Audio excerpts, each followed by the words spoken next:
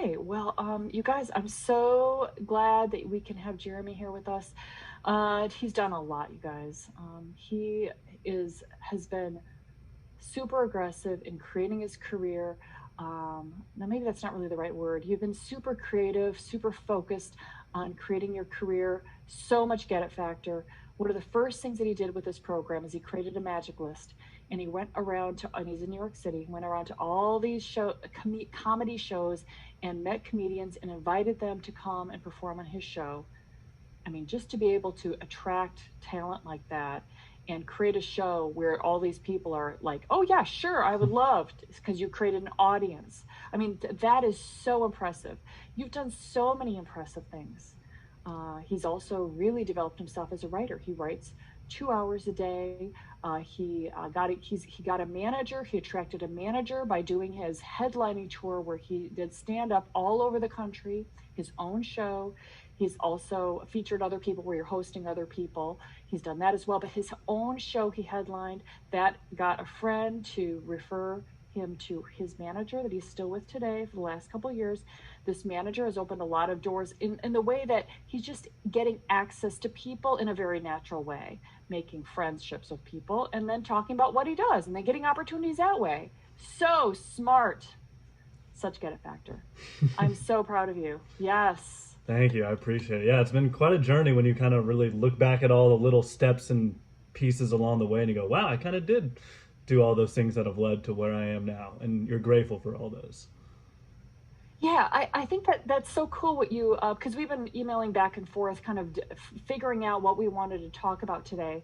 And one of the things that he said is that he's like, wow, emailing back and forth like this, I've just realized how, like, all of the little steps that I've taken that have gotten me where I am today. And I still have many more steps to go because of what I continue to create. But all you have to do is just keep going, keep moving. And you forget how much you've accomplished, when unless you look back at it.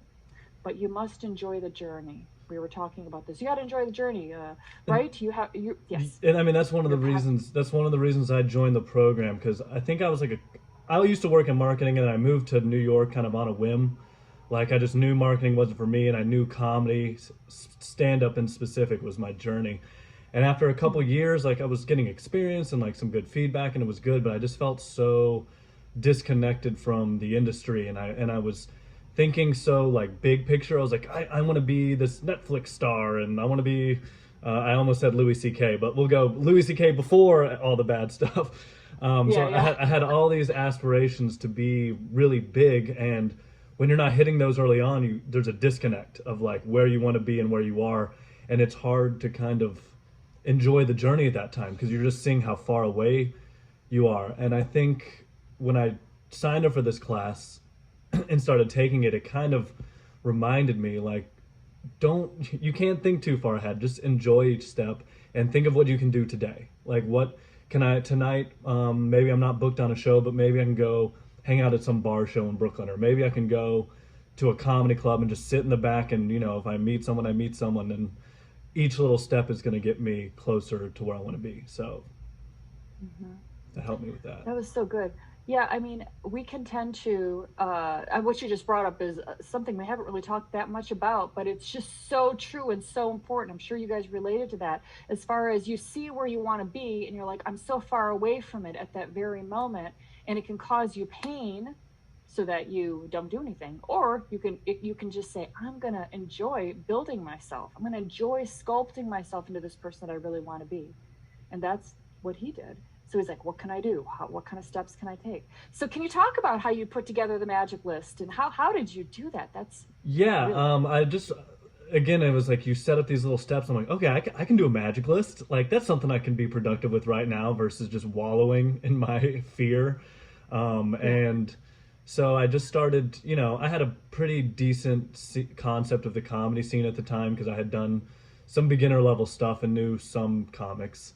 So then I just started kind of going like, looking at comedy club lineups and going on Facebook through the friends I'd made and seeing what shows they were running and who they were putting on their shows. And I would just go like, and I've always kind of, I have like some really good groups of friends in all different buckets, but I've never really been someone who like forms a clique and stays in it. I can like go on my own and just kind of talk to anyone. And I remember like, let's use this drink. So I would just go to these shows, talk to these people in a very natural way, trying to just be myself. And then the way I got my first show, I was actually really drunk. It was like 4 a.m. in the morning, and I was behind a bar, and I used to smoke cigarettes because that's what you do when you're in a time where you're not happy. And I met this guy who was like, "Yeah, I got a friend who owns a restaurant. He's looking to do a comedy show." And I was like, "I'll do a comedy show." And then I met um, the guy who ran that restaurant, and he was all about it. And he gave me $200 a night to run the show, and we were doing the show once a week, every other week. So $200 every 2 weeks to book whoever I wanted. And I come to realize like you pay a comic $40 a spot in this city, like that on a Tuesday night, that's actually pretty decent. So I realized I had a budget that I could get these people. So then I would just go find someone who I really connected with and be like, hey, I do the show Tuesday nights here. Would you do it? And but like I got so many more positive responses than I thought. And then I started because I had a little bit of an audience built in. I had a good email list and I knew people, so I was able to get people to come. And I would flyer every night before, all by myself in the Upper West Side, just going up to people handing out flyers for the show. And after 6 months of that, which was a very grueling 6 months because you're doing all this work and you're having good shows, but you're not really seeing the big results. But after a while, I built a reputation for myself, and people were now messaging me to do my show. And all of a sudden, I was like this known entity in the city for running really good shows. And that the restaurant that I used to run the show at ended up closing down. So it was kind of like a big obstacle along the way. I kind of lost my show, and as I lost my show, I kind of lost my standing a little bit. But then when I first moved to New York, I worked at a bar called Brother Jimmy's, which is like a southern bar. I'm from Tennessee, so it made sense for me. And they had an amazing showroom downstairs, so I decided to bring the show that I had ran there and run it here. And now I have more knowledge and experience, and so I turned that show into a much bigger show, and I was booking really big comics. Like Michelle Wolf was a regular there, and Hassan Minaj was there, and Jim Gaffigan and Kurt Metzger, and just in the New York comedy scene, the biggest comics in the city were doing my show, and people were begging me to be on it. But I kind of made sure to book people that I liked as friends. But most importantly, I'm going to book the people I respect and put on the best show possible, because I'm here to now, like I've been working in comedy for a while. I want to work with people who can bring me up to their level versus just, people at my level, because you're not going to get better working with people that make you feel comfortable. You got to work with people who step up your game. And I built an audience through that, and I built a reputation. And then I brought that show to the New York Comedy Club, which got taken over by new management. And that's one of the biggest, hottest clubs in the city. And everyone's trying to get into that club. And I got in because I had a show, brought it there. And then after a while, I had to stop. I didn't have to run the show anymore because people knew me. And now I can just perform. And I don't have to do any of the grunt work or leg work that goes into producing, which can be a huge pain. So it was quite a journey and a lot of ups and downs throughout the way of running a show. Oh, yeah.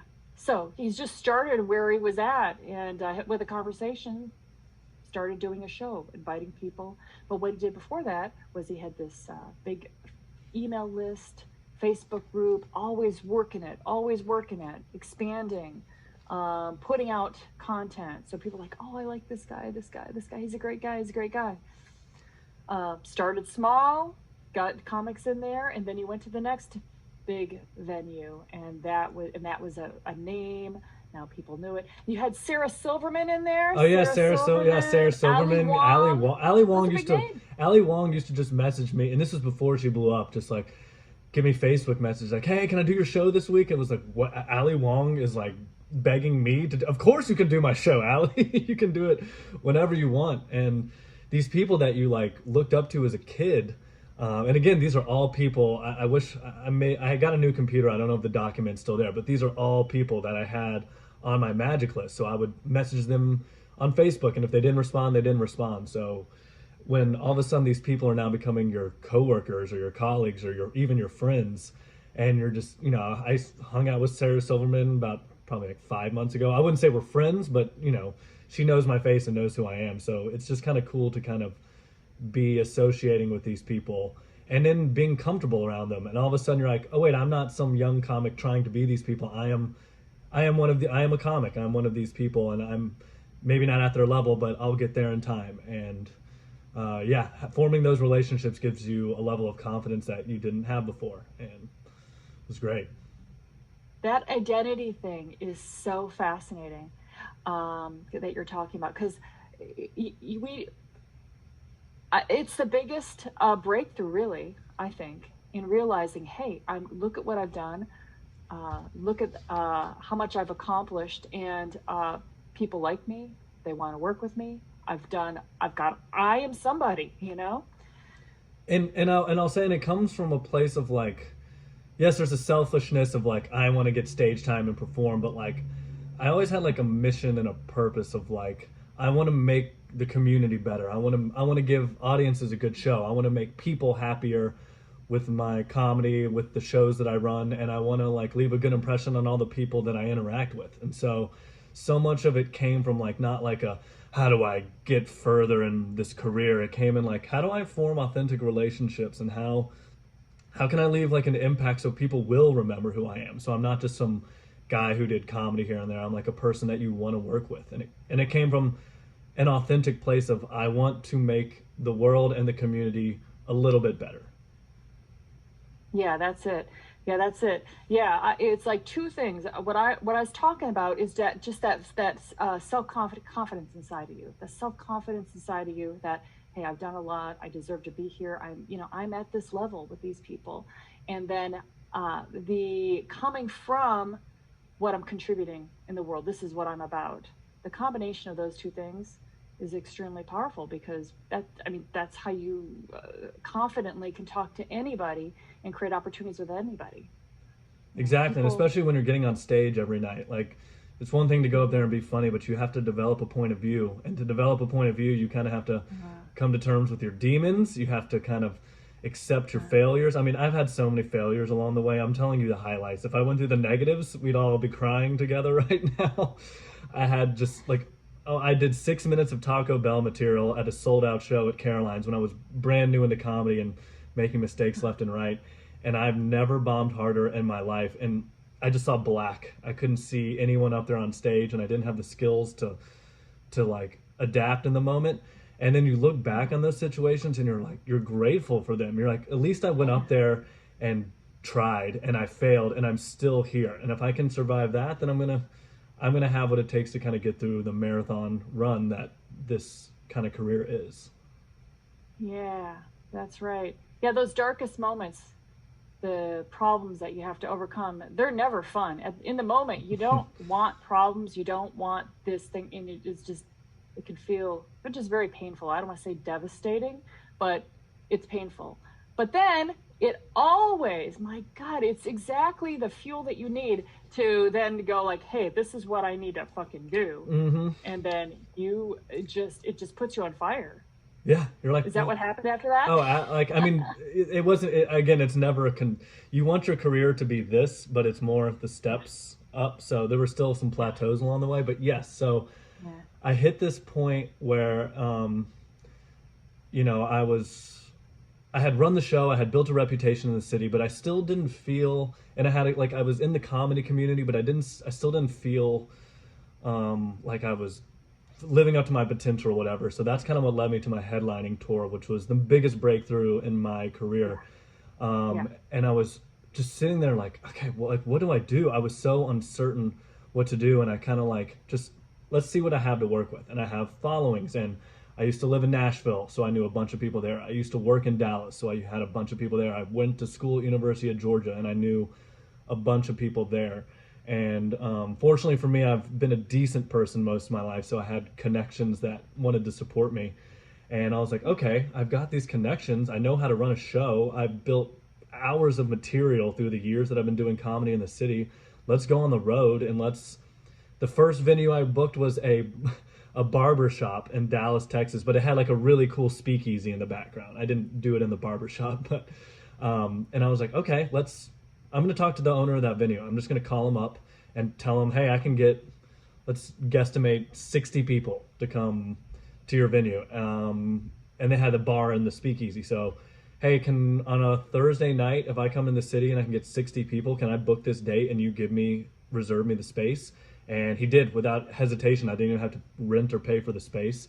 I sold tickets. My first tickets I sold for $10 a piece just to kind of, and my goal was just to cover my cost of the trip. I was like, if I can cover the plane ticket, I have friends to stay with. Like, if I can just cover that basic cost, it's a victory. And I ended up selling like 90 tickets to that show, and through Facebook, through Instagram, through the email list, and most importantly, like my biggest marketing tool is word of mouth. So, I told some people at my old company, and then they told them, and then next thing you know, 90 people are there to see my first show, and I'm like, oh, cool! I feel like a little mini star right now, and that was the show where an old coworker who I used to work with when I was interning there came to the show. He was late. He got there right as I was about to go up on stage, and I think a couple months after that show, I had done a couple more headlining shows like that, like in Atlanta. And I was sitting there going, okay, I've got this headlining stuff, but like, I need a manager. And I was emailing well known comics how to get a manager, and their advice wasn't necessarily good. But that guy who came to my show called me literally like a day after I sent a couple messages of how to get a manager. And he was like, hey, man, I was really impressed with your set. And I know a manager who lives literally, she ended up living 4 blocks away from me, and I should put you in touch. And I was like, yeah, please. That's like, I need help. I've done so much on my own. I need someone else to help me now. And we talked for like 4 hours or about an hour on the phone. Then we met in person, talked for 4 hours, hit it off, and then the rest is history. And from there, I kept headlining. I sold out 2 shows in Nashville at 300 people a show because that's my hometown. So the word of mouth spread like crazy. I made $3,000 a show that night, and felt like a real star, and was like, I can sell out venues on my own. I don't need anyone else to tell me what to do. If I just book the space, have the material, and take the chances, people are going to come out. And through taking those risks and those chances, like I said, I got a manager out of it. And then from there, it was like, now I don't even have to worry about booking my own headlining tour as much. Now I can focus on getting acting opportunities, and I can focus on getting writing jobs. And now I'm meeting people in the industry, which was my whole goal from the beginning. How do I put myself out there so that someone sees me and wants to work with me, and then they can set me up with the people that I don't know. And that's it's a gradual process, but that's what's been happening for the past 2 years. Oh my gosh, that's so good. Yes, it's exactly what we're talking about all the time, and he's doing it. So he's like, how can I get to this goal of meeting people and getting out there? He was at a place where he's just like lost. I don't know what I should be doing. I just got to do something. And that's when he's just like, damn it, I've just got to go out there and just start headlining and booking these shows. How do I do that? He just makes a couple calls, goes out there, and creates it out of thin air. It takes a lot of effort. It takes a lot of courage to do that. It just takes a lot of just like, I'm not going to think about this too much. I'm just going to do it. What's the worst that Right? can happen? What's worse than going to Dallas and selling 6 tickets and having a horrible show? Yeah, that sucks, but that's not as bad as, well, I guess I'll just watch a couple more hours of Netflix tonight. Like, I mean, Yeah. what Yeah. what's what's Exactly. what's worse for your self-esteem? And I'm telling you, it's gonna be the not taking the chances. Yes. Will I learn something? Will I be moving forward? Will it turn me into the person that I want to become? All those answers are yes, then you got to do it. And you got to do it without even thinking. You just go and you do it. Same thing for me. I was like, how can I get to this National Geographic, doing National Geographic? So I'm like, okay, I haven't done anything.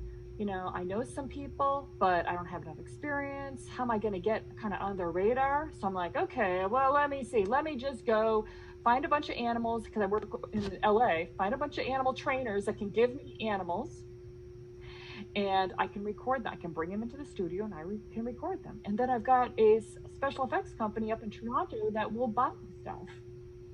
They want to buy my stuff. So I call them, and I'm like, hey, will you pay for the animal wranglers and the studio, I'll work for free, but you guys pay for that and you can have all the sounds.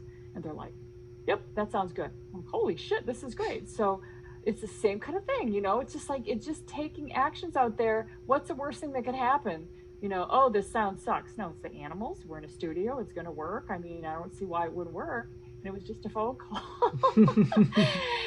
And, you know, and did that actually get me any work with National Geographic? I don't know, probably not, because that's not like recording animals. It really doesn't have anything to do with like being out there in the bush in a blind recording the actual natural animals. But it's still like part of your story.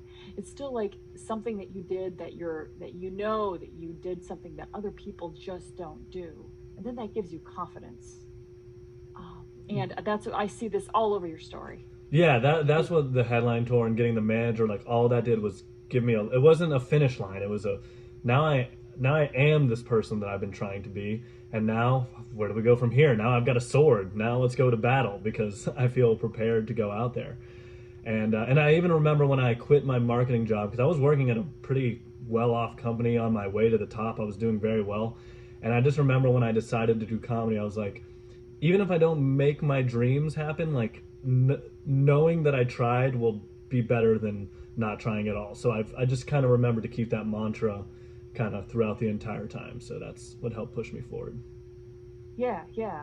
And how can I serve? And how can I serve? Just opens up all these doors. Oh, here's somebody that's creating opportunity, because it puts your mind in the right mindset of how opportunities, right?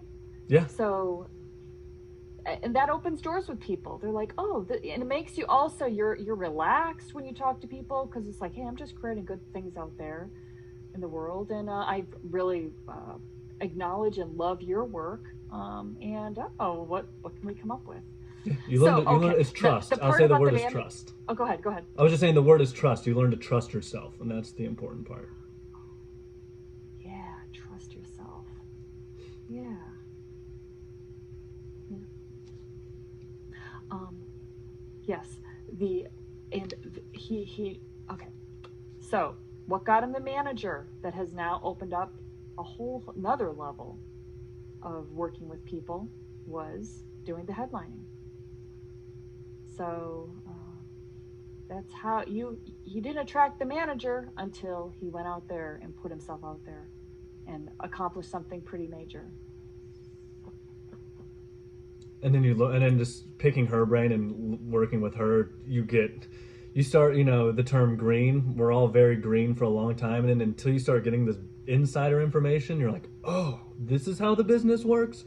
This is I've been thinking, I can't believe like how dumb I was about it early on. Like until you start getting those insights, you don't know how to, it's a jungle that is confusing. And then once you kind of see a path that someone shows you, you're like, oh, okay. So it changes your whole perspective of the business and what kind of work you can do. How long has she been a manager? She worked in TV. So she worked for ABC and for Disney for 30 to 40 years. So she comes with a lot of TV and scripted background. She sold a show called Kenny versus Spinney to Comedy Central in the 90s. So she was doing a lot of production and client side stuff. And then she's been a manager for about 7 years now, maybe a little more than that. So she kind of took all of her old experience, from TV and brought it to being a manager. And she represents actors, writers, and comedians. And I think she kind of got into stand-ups more recently, probably about 4 years ago. And she represents Greer Barnes, who's one of the biggest comics in New York City. He's maybe not a big household name, but he's a legend in the city. So that's what kind of first attracted me to her. I was like, oh, you're Greer Barnes' manager? Like, I love him. And she's on her own path too, of kind of, she's always learning and pushing forward, and like we've become very, very close. We live close to each other. I walk her dog with her. She tells me what's going on in her clients' lives, and I'm just picking information from her left and right and learning things. And I'm working on pilot treatments now, and she's an expert at selling and TV shows. So to have her as kind of the person I'm running my pilot ideas by is incredible, because you're not just getting some friend who's going to pat you on the back. You're getting a professional eye who's going to go, that's not going to work, stop wasting your time. So Oh, yeah. So yeah, and then she puts me up for auditions all the time, and she's connected me to producers and big people in the industry and some bookers, and it's just she. When I want to get a late night spot, she has the connection to the people who can get me that stuff. So it's just all of a sudden you're like, wait, I just have to focus on the work. I don't have to focus on the getting seen, getting discovered. If I just focus every day on what I can write, what I can create, I have a person here now who's going to, you know, help me out with all that. Yeah, because you did the legwork to be able to get somebody Yeah, like it that. took me. I mean, So, it took me 6 years to get a manager. Maybe yeah, 6 years. mm-hmm. So what's your advice to people go that ask you, well, how do you get a manager? I mean, I think because this is I was in that same place. I messaged a comedian named Mark Normand who was doing extremely well and still is, and he was like, you got to make a viral video, you got to get a big thing, and it was all this stuff that seemed so unattainable, and it didn't seem like helpful advice because it was basically like you got to hit a grand slam in the World Series and then people will respect you. It's like okay, so I think the key is figure out what you're passionate about. If it's acting, every day you've got to do something about your craft. You have to take classes. You have to go do some improv. Go network with people in your industry. Go to Q&As and talk to the people afterwards and get advice from those people. It's not just I'm a good actress. I need to sit here and someone will find me. It's okay, if your version isn't going to comedy shows like mine was, it's doing the get on shoots method. It's because you're going to meet people on shoots that are going to give you information. It's finding other actors who are above you in some form or fashion, gleaning information from them, and then creating your own work and not being afraid to write and to kind of do some of the hard stuff that you may not want to do. And you don't have to think of it as your end goal or I'm too good for that. Don't think of it like that. Like you can do self-tape auditions at home. You can go to backstage and you can, do open calls. There's a million different things that you can do. So my advice, I guess, is then don't think about how do I get a manager necessarily. Think about how do I take a little step every day to further myself as an actor, actress, or writer. And then eventually the manager will present themselves to you in whatever way is right. Mm-hmm. Yeah, that's what they always say. The manager will show up when you're ready for it. The agent will show up when you're ready for it. Yeah, Yeah. and that's the thing is be willing to. You may have more years ahead of you that you need to do before you have that, but be okay with that because you can still create and write and or act and do all the things you want to do. Do a small independent project with some friends. Like I said, doing anything is better than nothing. So if you keep doing the anythings, they'll add up, and then all of a sudden you'll be ready. They will add up. Can you talk about how having a passion for it is so important? Because how you are opening these doors and having conversations with people, is you have in common the comedy. You have the like for filmmaking. We have filmmaking. We have wildlife. Whatever it is that is our passion that we can always talk about with people, and that opens the doors. So it's not about you. It's not about me. It's about we're always talking about what what our passion is. So same thing for you. You're opening these doors with these people because you're talking about what everybody's all interested in talking about. Yeah, and again, you're coming from like you said a place of like not like yes, part of it is for you. There's a small part of it, but it's really more about like The um, craft. the craft and and wanting to connect with people. Like you have to have a desire to connect with other people and form relationships because to me that's the fruit of all of it. It's not like you're not going to get famous and be happy. I mean, it's a common myth of like there's a finish line. If you get success, you're going to feel good about yourself and then all your problems go away. Like that's a myth. It just doesn't exist. Like fame and success only leads to more problems, but the thing that keeps you grounded and happy and enjoying the journey is a passion to to add to your craft, a passion to meet people and connect with them, a passion to make other people's lives better, and a passion to push yourself and discover what's kind of beyond the fear that kind of holds a lot of people back. Yeah, that's good. Is that your beeping there? Or is that Sorry, somebody that was else's? my manager literally just texted me. So Oh, go ahead and get that. no, it's not a rush. And my camera's recording. Just if you can just ignore the beeping from time to time, I don't think I've got too much coming in. But Okay. All right. Cool. And so, can you tell us everything that your manager has done for you? yeah, so I had not done any auditions before I got a manager, and she's on the breakdowns religiously. So she's got me a bunch of auditions, and auditioning is a skill, so it took me a while to figure that out.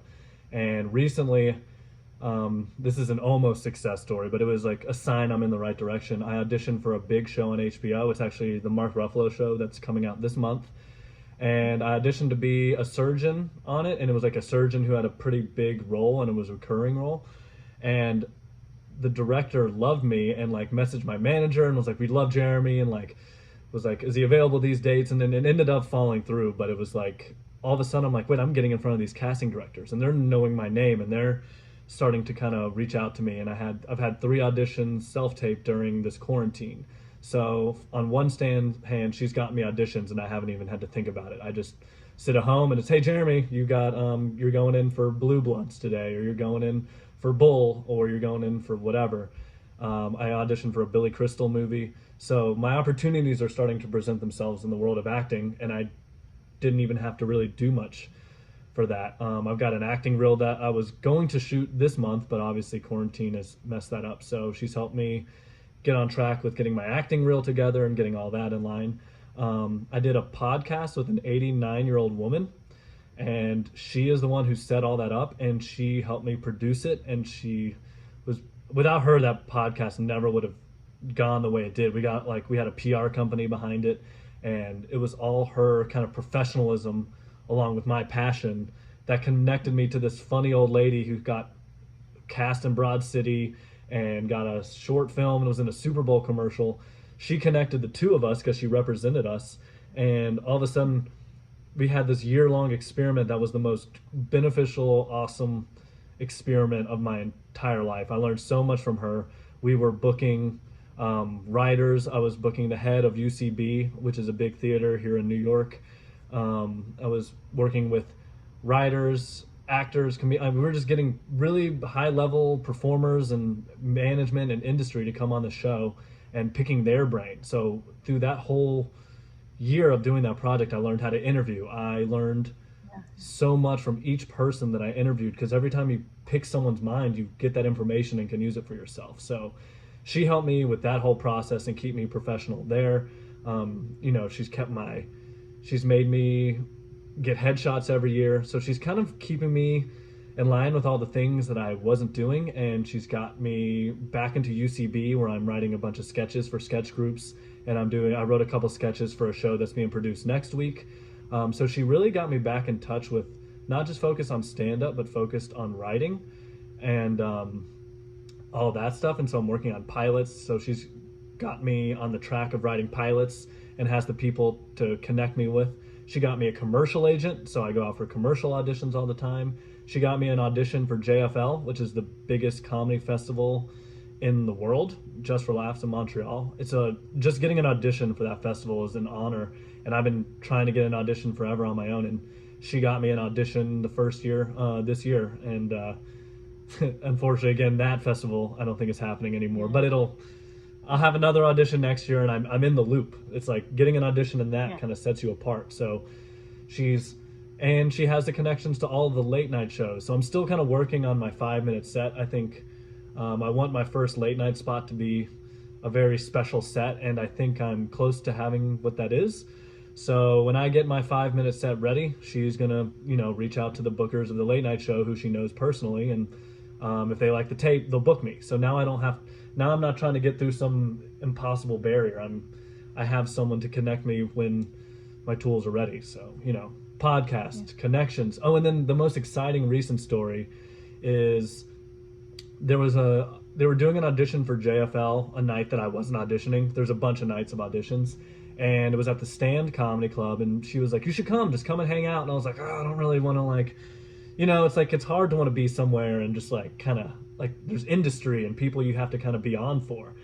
And there was that, that fear-based part of me. I was like, oh, I don't want to go deal with all those people. I ended up going. She introduced me to this woman who is a producer for a really big company called Embassy Row. They produce Who Wants to Be a Millionaire. They produce talk shows, unscripted shows, tons of really high budget, high level stuff. And through this one meeting with this girl who I just deeply connected with, we're both from the South. We just had an amazing meeting. And I came into the meeting with confidence, and I was able to talk about my podcast. I was able to talk about my headlining tour. So I was able to use all of the old things that I had done to kind of like prove that I'm someone who you want to work with. I'm not some new person who's just trying to get, who wants to get lucky.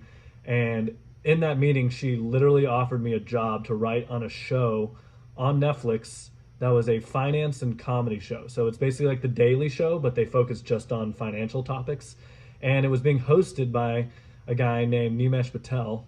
And the show had not quite gotten picked up by Netflix yet. She was like, this show's about to get greenlit. And the guy who was hosting the show was someone who I had on my podcast as a guest. So now she wants to book me as a writer. I need the host approval, but the host knows me and the host likes me. So it all just kind of came together. And again, the quarantine totally screwed that up. But I emailed that producer a week ago, and we had good conversation, and she was telling me about the state of the industry and what networks are buying and how it's a really tough time right now. But the moral of the story is she is now a partner for me. So when I have a show I want to pitch, or there's a show she thinks that I could work on, I have someone who's kind of looking out for me to plug me into these opportunities. So now I'm not having to it's not all relying on me. There's work being done behind the scenes so I can focus on other things. And those opportunities are still around. Mm-hmm. Boy, you just keep going. You have to just keep producing. It gives you stuff to talk about. It gets you meeting people like these people. Oh, I know that person. I just worked with them. Oh, and you did, like hundreds of interviews. How does your manager sell you? How does she describe you? I mean, you have a brand, you have a type, or yeah, I mean, I like guess that? she would sell me more with the materials than her like describing me. It's more like, here's his set and here's the podcast that he does. Okay. But if she described me, I'm a heartfelt, empathetic guy from the South who has, I guess, like a curious take on the world. I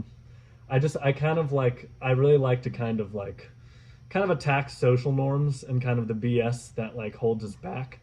So I think a fearless, kind, loving, warm-hearted person, who who's funny and is a good writer. I think she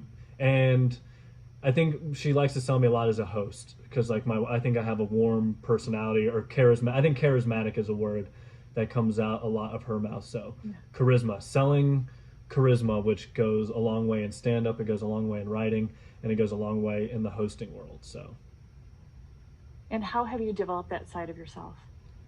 through going through the dark times and not being that charismatic person and that I knew I was, but you're losing touch of that person. A lot of failing, a lot of trial and error, a lot of when I started working with her, I started sending my tapes to her, and she is such a fierce critic.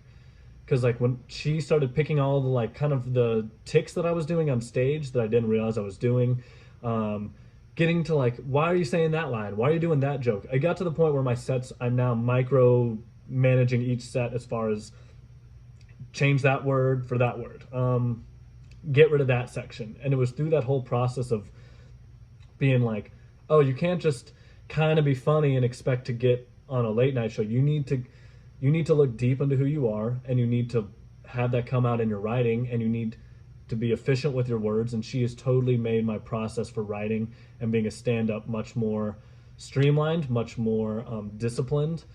And I think through the discipline of writing and the discipline of editing and the discipline of correcting my mistakes on stage and looking at myself and how can I get better every day, as opposed to just being like, I'm the man, I headlined, I'm funny. It's like, no, you can still get better. And through the process of getting better and going out every night and her pushing me, you start kind of discovering that side of yourself. Yeah, it's all about the people that you're spending time with because they push you. yeah, you just can't sit on your laurels. You're like, I've got to get to a different level. I have to push myself to get to this level. Yeah, yeah, like cutting the words to so that so it's just tight because you're playing at that level. Yeah, Yeah. it's like I just watched Breaking Bad, and they were talking about like getting to 90% meth purity is one thing, but getting from 90 to 98% is like really hard. I mean, it's the same thing Hmm. with stand up or writing. Like, it's it's one thing to get to the 90%, but like to get great, which is my passion is again my craft. I'm not here to get discovered too early or to be famous, and she's always reminded me of that. I think the most important thing she's done for me is when I get in my head and like I'm not doing enough and I need this, she's like, relax. It's going to happen. You need to be patient and you have to be willing to work on yourself during this time versus wanting to get something that you may not be ready for. And through that process, I'm starting to kind of push through that 90 to getting to the 98%. And it's discipline, it's hard work, and then you get so used to the discipline and the hard work that doesn't seem hard, and now you want to push yourself even more. So i'm just I just every day want to get better. Every single day I want to write, I want to create something, and I want to expand my boundaries, and I want to get a little better every single day. And that's the mindset you have to get to that next level. Yeah. Wow. That's good.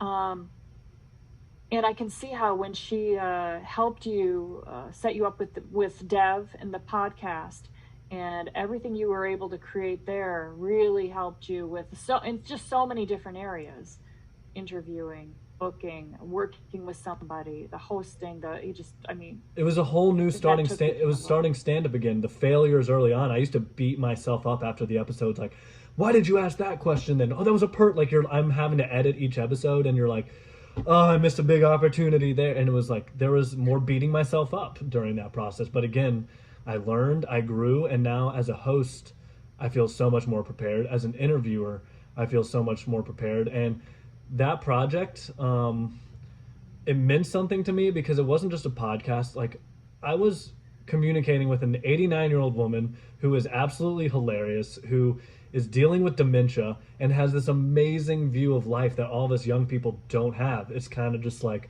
why are you beating yourself up? Like, all you can do is be funny. And like, and she kind of poked holes at my logic about life. Um, and I learned so much about myself in the process. And I was like, this is beneficial to her. This is beneficial to me. This is beneficial to anyone who listens to this podcast, because you get the wisdom of of an older person with the drive of a young person, and then you get the wisdom of the people that we interview. And it was just nothing but learning, and I'm so grateful for that project. And it's such a sales pitch. I think that's why I almost got that HBO audition, because after the audition, the director was talking to me, and that was a project that we talked about the most. And I think it intrigued her. It's like, wait, you do a podcast with an 89-year-old? I'm like, yeah. Yeah. Seemed fun and cool, so why not do it? Yeah. Yeah. And I always say, be interesting. Don't just live an interesting life. Do all sorts of things, and then you can just talk about it. Don't try to be what you think that they want you to be. Go live your life and do different things. Oh, one thing as you were speaking, it occurred to me that your manager working with you, she is like, okay, she wants to sign somebody and work with somebody that's like, okay, yes, I'm up for it. Oh yeah, I haven't done that before, but I'll try it. Oh yeah, I haven't written that kind of stuff, but I'll do it. So you got to become that kind of person. That's I'm her who little you were. golden boy. I'm not her highest profit client, but I think she calls me her secret weapon. I'm kind of the still undiscovered person, but I think and I mean, it makes me feel good because I think she knows like that I'm willing to do all these things, and I think she sees what I'm going to be, and I know what I can be because um, of all these things. But yeah, I mean, I started taking sketch classes again. I started doing things that other people are, I don't want to do that. I'm willing to do everything because I want to. You never know what route is going to take you, and that's the one thing she always says is whenever I'm comparing myself to other comics or other people and saying, oh, how come I don't have that, or how come they have this, and I start beating myself up. We're all on our own path, and if you stay true to that path, you're going to create something amazing. If you try, like Janet said, if you try to be someone you're not, you're not going to find the path that's right for you. And your path might be more winding and it might take you 10, 15 years to get there. But as a comic friend of mine, Gary Goldman, once said, you'd rather get discovered 2 years too late than 2 minutes too early. So I think that's Yeah. very good Yeah, that's advice. true. Yeah, then you can expand that. And you can do it something with it. Okay, let me look at my mess. Okay. So when did you start Friends in Film? Friends Remember in when that was? Film, A couple years ago, right? yeah, it was like 4 or 5 years ago, maybe something like that. Kind of like Yeah. basically the stage I was in was I had gotten done doing bringer shows and I was doing people's bar shows and I had like some standing as a comic and I think the only writing I had done I was writing for like a college website and I was kind of building my own following, but I just felt so isolated at the time and I felt like I was trying to kind of do everything at home. Like I kind of felt like, well, if I just get the work done here and create the perfect comedy set and I do it in a bubble, then eventually I'll get discovered. And then I kind of realized at a certain point I needed some guidance and I needed something else. I kind of look at you as like my manager before my manager in a way.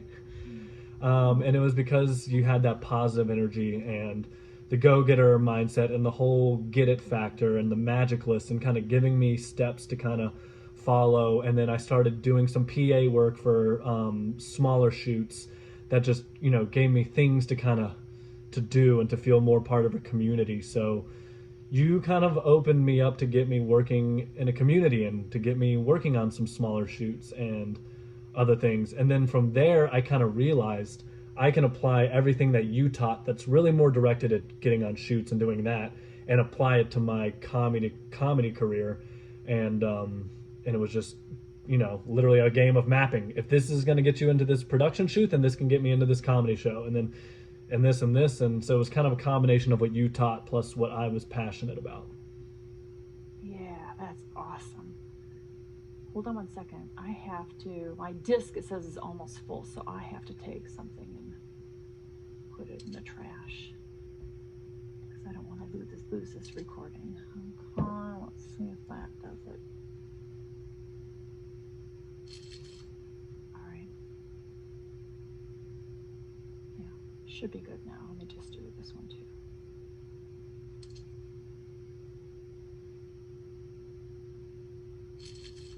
Okay. Can you hear that? You probably can't hear that. Yeah. Sounds like you're opening up a Can you Kit hear Kat. that? Oh, you hear that? Oh. Okay. Awesome. I have to read my writing here. Okay, yeah, you already answered that question.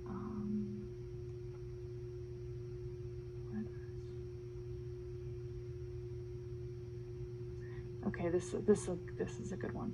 So, you're a much better interviewer than I am, but anyway, that's just my own. Hey, you don't know that. You don't know that. Early on, I've seen you interview. I've seen your podcast. I was so bad early on. I was like, cool. I was just like agreeing with everybody. I was like, that's so neat. And I was thinking about 4 questions ahead versus listening. Yeah, it's definitely a muscle. You have to. Oh God, you really have to listen. Be in the moment. Be prepared to adapt, but also have a game. You have to steer the conversation. You can't let it go off the rails. Yeah, yeah. At the same time, you can't be like too concerned about trying to get it perfect either. Yeah, no, I learned that along the way too. I stopped beating myself up. Yeah, yeah. So what are some of the learnings that have benefited you the most in your career? Either stuff that you if you can remember, it's been a while with Friends in Film, or just some of the things that you've learned that have benefited you the most. A very open question, but yeah, God, I mean, there's so much. Sometimes I kind of wish I'd written down like some of the specific lines people told me, but I think one thing from the podcast, and I take so many learnings from the podcast because it relates to everyone here, because it wasn't just stand-up comedy. I was interviewing managers, I was interviewing comics, writers, directors, everybody. I think it's really important to know that like the journey's never over, because I think what makes it hard sometimes is we look at it as like a finish line sort of thing, and that's when I get in my negative headspace. Is if I get there, I'll be happy. If I get there, it'll be great. And I think, and this is kind of a quote that I think I made up, but it was like, you can't put you got to put yourself into your work, but you can't put your self-worth into your work, because otherwise, like, you're never going to be enough, and you're always going to beat yourself up. And I know comics who I'm like, oh my god, I would love to be that person, and when you interview them, they're still trying to get to their next level. So I think when you realize, like, no matter what level that you're at, it's the same game. It's not like you're in just as good of a place now here at whatever level you think you're at that you are here. Maybe you're making more money, and there's obviously some easier aspects to that. But the key is that it's never done. So embrace that. And if you can embrace that, then you kind of learn to enjoy the day to day a little bit more. I really get from you. I know you're thinking about that is another thing, but I just wanted to say I really get from you that you have so much joy. Like it just seems like you've really developed that part of you. Joy, like laughter, like you're not in a dark place. You're like kind of enjoying your life. Yeah, And absolutely. I'm sure you developed that. And absolutely, I started meditating. I mean, and I started meditating right after your class. Your class led me to meditation, which helped me out so much. But yeah, I think I learned the hardest part for me was I was trying to be a perfectionist early on. Thanks to therapy, I learned a lot of that is thanks to my mom. But I was trying to like make everything perfect, and like I wanted to. It was selfishness, and then I kind of let it go. And it's like there's a book called The Secret Art of Not Giving a Fuck, and you just go, who fucking cares? Look at how people are behaving right now. Humanity is fucking ridiculous. You don't need other people's approval to be happy. The key to true happiness is like being happy with yourself and knowing that you're doing everything you can. And as soon as you kind of connect those voices, your path just kind of presents itself. And it's my comedy's better when I'm happy. I'm quarantined all alone, but I'm learning guitar and I'm writing every day and I'm being productive and I'm working out. So it's like I might as well find joy, because like what the fuck else do we have if you can't be like I quit my marketing job to get into comedy so I could be happier on a day-to-day basis. And if I'm just putting more stress and pressure on myself and getting in negative mindsets, and that's defeating the whole purpose of why I'm here, because it's not to get famous, it's to find something you love doing and to do it your way, and then to enjoy the journey.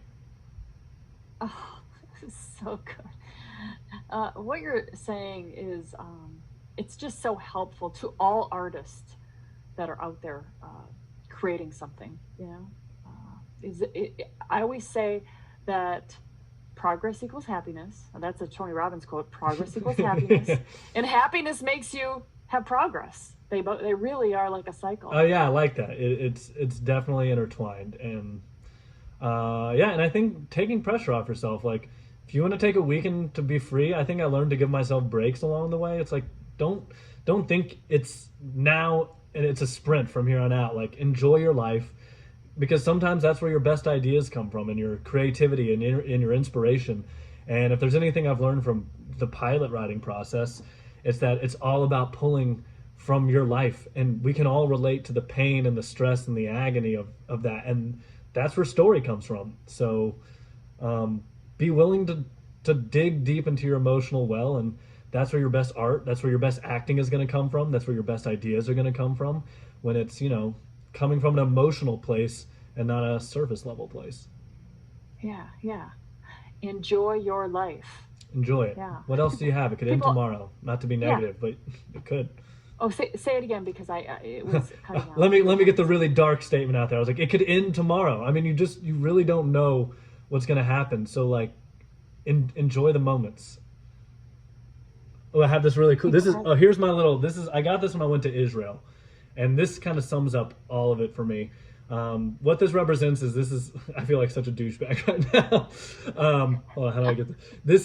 This is your upper level of being. So when you're in this place, this is how the blackness is thinking of yourself, and the lightness is thinking of other people in the world around you. So when you're thinking of other people and you're not thinking about yourself as much, there's much more light in the world and in your life.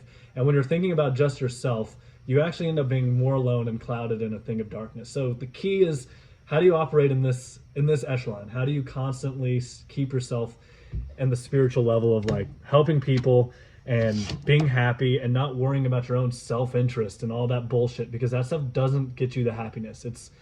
it's being connected to the world and the people around you and the craft and the art that you want to create. That's what's going to bring the real joy in your life. Yeah, I really, I love that thing. That is really cool. You got that in Israel? Yeah, I went on Birthright last year, which was a trip I never let myself take, and then I finally was like, dude, go take it, and it was such a great trip. Did you go to Jerusalem? Yeah, went to Jerusalem. Did you go to Dead Sea? Dead Did you float in Sea. the Dead Sea? We Did went to you? the floated in the Dead Sea, rubbed the mud all over my face. I think it exfoliates, and I think they sell it. Went to the top of Yeah, Mount they do. Masada. We hiked up there. I met a bunch of Oh, Israeli. Masada, Masada. Is that what you just Yeah, said? but you climb the mountain and you watch the sunrise. It was amazing. We had such a cool group. Our host wasn't. I hated our host, but it almost brought the group together. And I got a lot of comedy material. I think that stuff's gonna find a way into whether it's a TV show or something. And I have a bunch of Israeli friends, and I have family up in Israel. And I even met a girl when I was on the trip. So there was just so many positives from that trip. Romance? Romance. She lives in Paris now, and we're still friends, but we didn't really. It was more of a romance in paradise, and then like enjoy your life. But it was fun. It was a really amazing experience. I've done that. That is so much fun. That's just the best. Yeah, I was literally Um, watching the sunset one day, and it was like every decision I've made in life has been rationalized thanks to this moment, which is a dumb way of thinking, but it went through my head. I was like, I'm so happy right now, and it's thanks to all the work that has led me to here. that's really it's romantic. It's Yeah, lovely. yeah. That's beautiful. That's who you are. I idealize the world. I romanticize the world because I feel like why not? You can either be negative or positive. Oh, romanticize the world. Another piece of wisdom. You're giving us all the wisdom For today. free. Well, I guess sort of for free. We're going to answer all the questions in the chat. FYI, you guys, just wanted to let you know, we're not ignoring you. Just want to get through these and then we'll Yeah, go through sorry. them. I'm trying to answer You some guys of don't those mind. questions too, but I want to focus on the interview and then I can maybe hit those later. Yeah, yeah, I know you're kind of reading them too. Yeah. Okay, let me look at my rest of my questions here. Thank you so much. Um, oh, oh, okay. You kind of said this already, but people are always interested in this kind of thing. What are some of the mistakes you made that you can like warn or tell other people to be aware of when they're starting out? Ooh, that's so good. I was literally just going over that in my own head, and I think one of it is trying to do too much too quickly. I think it's like you kind of want to do this career and you have these aspirations, so you're like, oh, I gotta go, I gotta get the wheels turning. But I think be a sponge, be a sponge early on, and don't try to put yourself out there too soon. Take the time to learn, and you'll avoid some. Like I think I had some pretty hard fall on your face failures from bombing on stage. That some of those probably could have been avoided with a little more patience. So really being patient early on, and opening yourself up to multiple routes. Because I think early on I was like, I am a stand-up comedian, and that is it, and I'm going to just follow that route. But I think I was cutting myself off to a bunch of other avenues. So be patient, absorb as much as you can. Um, don't don't worry what your friends, what your family, what your Instagram following, like don't worry about what people are saying or what you think people are saying. You can't, there's no room in this business for like worrying about what other people think about you and feeling like you're crazy for trying to do this career that a lot of people think is crazy.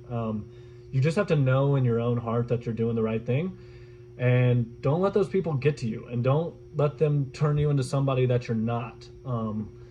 So yeah, I would say the most important things are stay patient, learn, and fuck all the noise. Tune it all out so you can, discover who you are quicker. You said that you were so focused on like I'm a comedian, but in being so micro focused on that, that was a mistake because you weren't open to or trying other avenues that could get you somewhere, or they're like the writing or Yeah, I podcasts, think or I like, is think I that was what you were saying? I think I was just like putting, and again, stand up is my favorite thing, and there are people who just do stand up and that's their whole life, but I think I'm a little different than a lot of stand ups. A lot of stand ups are addicts because there's a thrill and adrenaline of performing, and comedy becomes an an addiction. You know, you need to be on stage for that validation. And I love performing and I love connecting, but I've come to realize like I want to tell a story through TV. I want to write a TV show, and I've always had that kind of in the back of my mind, but I kind of neglected it for years. And now I'm more open to those opportunities, especially during a time like this where comedy clubs are closed and there's not as much opportunity. So make yourself as valuable as you can, because early on, take whatever opportunities you can get. If you can be a PA on set, do that. If you can be, a writer's assistant for a show, like that's going to be amazing. If you can be, you know, if you can just work on small independent shoots, like any little thing you can do that might be outside of your main focus is still going to help you get to where you want to be. So really opening up your view of the industry so you have a better concept of what's going to work best for you. Can you think of some what's the word? Surreptitious? Serendipitous. Serendipitous. Can you think of some serendipitous moments? Oh God, so That many. Oh yeah, because I bet a ton of them. one serendipitous moment was, God, there's so many. I'm trying to like think, but I mean, getting my show. So one, you know, I'm drunk at a bar, probably not doing the best behavior to further my career, but I meet the guy who opens the door to me running my first show. So that's pretty serendipitous. And then one night I was on a date with a girl, and it was actually the girl that I met on Birthright, and this is recent. And she stayed at my place for like the whole week, and we had a really good week. But then I kind of realized halfway through her being there that like maybe our romance was more passion in Israel than it was kindred spirits. And we went on a date on Friday, which was our last night to go out. And Friday is a big night for stand up.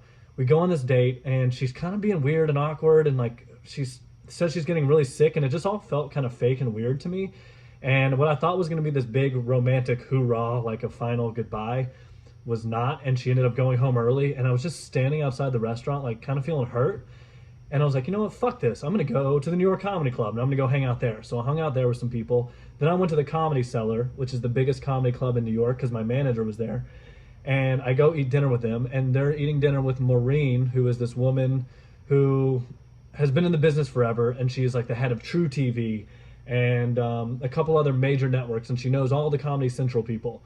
And her and I connected that night, and we talked for 3 hours at the Comedy Cellar, the bar above the Comedy Cellar. And it was another night of like, okay, something bad happened.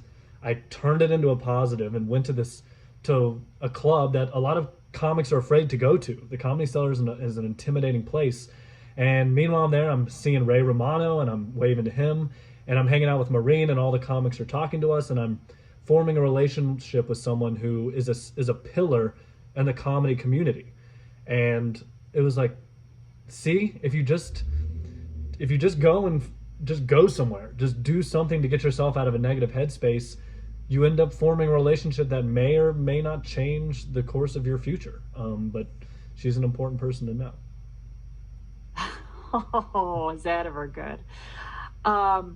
Yeah, same for me. When I was okay, so I met this guy, because you guys, things can happen this way for you too. You never know. I met this guy in Estonia, and I made out with him all night long, and just had this great time. And then he was doing the safari in Africa, and that's where he was going next. Well, I had to go home, but I was like, oh, I should go on this safari and be with this guy. This could be my future guy. He's from Australia, a runner, marathon runner, really cute. And we just totally hit it off in Estonia. So, oh, yes, I did. Made out with him all night. Anyway, so he was booked on the safari. I got the name of the safari. They're like, oh, sorry, we're full. We're at maximum capacity with the number of people on this. I'm like, no, I got to get on this thing. Somehow they let me on this safari. I show up to the safari. I see him. I'm like, oh my gosh, it's so great to see. This is going to be such a great time, a great romance. And then for both of us, we're both like, there was no attraction from either of us. And it was so weird. It's crazy what those situations do to elevate it. Yeah, my personality would have, at that time especially, been like,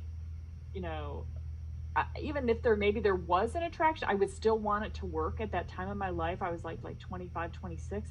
But at that time, I was even had the mindset of like, nope, this is not somebody that I'm interested in at all. And same thing for him. So he hooked up with somebody else on the safari. But not because of that, but a serendipitous moment was that's when I realized I want to get in the film industry and work for National Geographic because I'm on the safari, I'm on in the bush. I'm like, I saw this film crew. I'm like, oh my God, you can make a living doing this. And then I had the drive, like, okay, this is what I'm doing. I'm putting all my energy into getting into National Geographic. Now, how the heck do I do that? I have no idea. But I just got to do something that is bold and gets me out there and meeting these people. So I went to Johannesburg, checked into a youth hostel, just started watching wildlife films, looking at the credits. Who does this stuff? I got to meet these people. I would fax people. I would call them. I'd just anything to get out there. I'm like, I just want to come out and meet you, carry your equipment. I'll clean your equipment. I'll carry your tripod.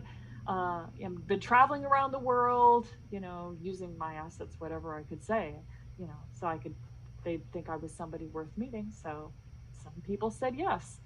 And just opening those doors with some people, then I was able to use their names, meeting them to meet me, introduce me to more people.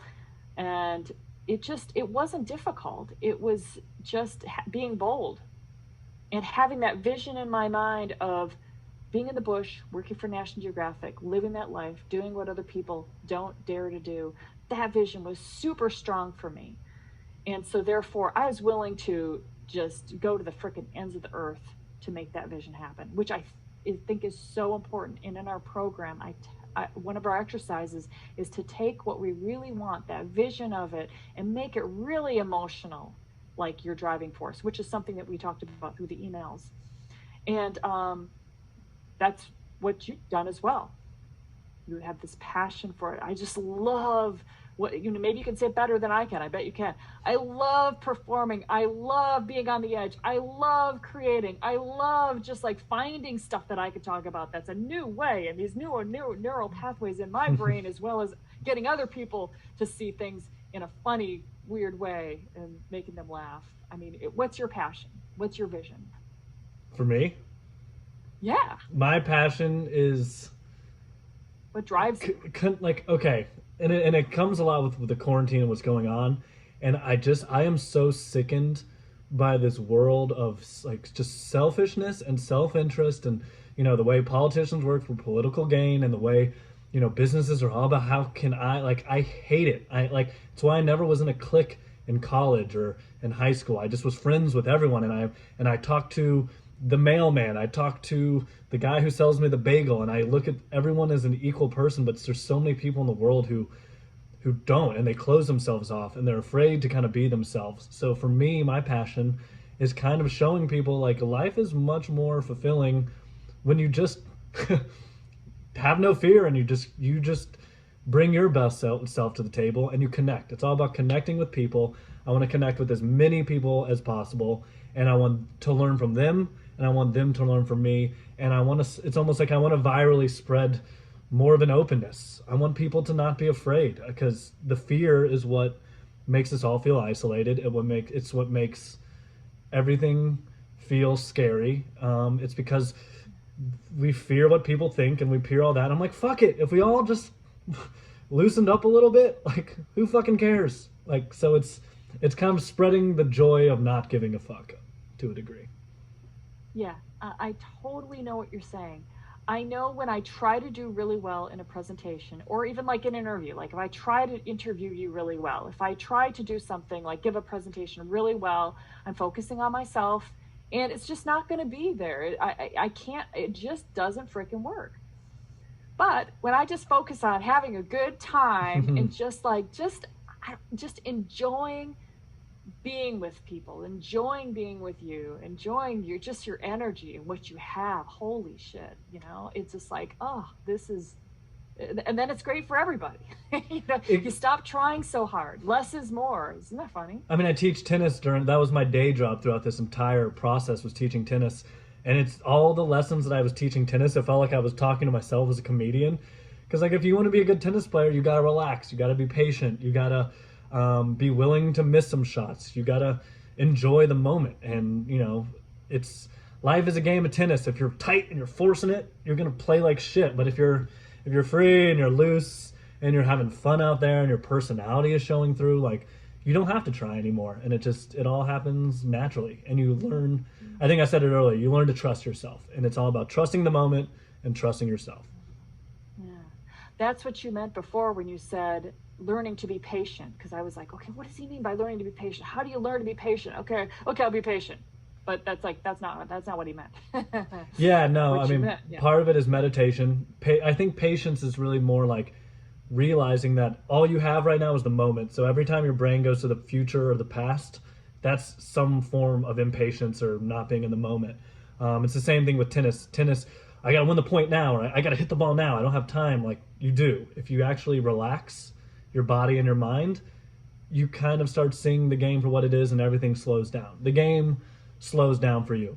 And the same thing happens in stand up. When I used to get on stage, I tried to make the jokes happen, and I tried to, they're not laughing, I got to make them laugh. It was like, no, let them sit in silence. They're going to respect you for kind of being in a natural rhythm like a human being and delivering the jokes in a natural way, and just being a person living in the moment like a lion in the wilderness. Oh yeah, yeah, yeah. You are so likable, and you're single now, right? I'm single, although it's Oh. kind of weird. I met this girl right before quarantine, and another serendipitous moment. This is perfect. I was gonna go home one Saturday night because there was no show. I wasn't booked or anything. Decided to go to the West Side Comedy Club just to hang out because again, it felt better than doing nothing.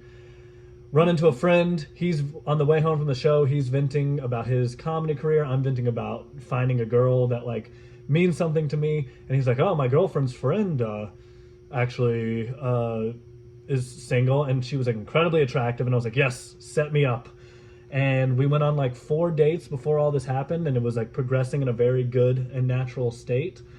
And now we've been talking almost every night, but it's been good, but it's also been kind of stressful because it's like we're getting to know each other, but you can only push a relationship so far in times like these. So yes, I'm single, but there is some opportunity boiling up, but who knows in this time what's going to happen. So I'm just trying to again live it day by day. Yes, that's so good. Mhm. Well, if anybody is wants to meet you, I'll Hey, cinema. Hey, the Bachelor is still playing. The game is still on. I am such a matchmaker. It's so funny. Please I do, love please to do do. that. I mean, I'm also down to talk to whoever, so now's a good time to talk and connect with people. So yeah, introduce me to whoever might be interested. That's why I came on this in the first place. You think I care about helping people with motivational speaking? No, No. I'm gonna get set up on a date. Right. Just trying to meet the right woman. You never know where they could be. Yeah, But yeah. it's true. You really do never know where they could be. I mean, I traveled all around the world looking for a man, and then I found him when I went to Joshua Tree, just going up to people. Actually, still looking for him though. I mean, I was focused on finding that mountain man, my man, who I found, I remember that and story when I started taking the class, and that was inspiring too. I was like, I'm gonna find my mountain man. I mean, woman that I care about. I always have a picture of him too, and I'm just like, he's so handsome. Oh my gosh, it's so cute. Oh, he is. And yeah, I had that. It's the same kind of thing, though. You have the vision of what the person you're looking for, and you know it, and you describe it, and you look for that person. I always tell people that I meet on set. I'm like a big matchmaker on set. In fact, I write dating profiles on set. Like I do it with the director, the producer. Hey, are you single? I like. I have no problem. I love it. I'm like, you single? Hey, I'm really good at writing a dating profile. Should we do it at lunch? And they're like totally taken aback. Like, huh? What? Uh, okay. That's what I love most And about you. I You're do it. helping people out. Yeah. Oh crap! It says my disk is almost full again. Oh, why? Why? I think that my computer is doing something where it's creating like these full, like it says that it's full, but it's not because I've totally deleted almost everything. Maybe let me delete this stuff here, I guess. Okay. Sorry about that. No, you're good. While you're Let's doing that, I will see. say the note of it takes getting to know yourself before you can really find the right person too. Because I think early on I didn't really know who I was, so dating was more superficial. But once you kind of have a better grasp, it's easier.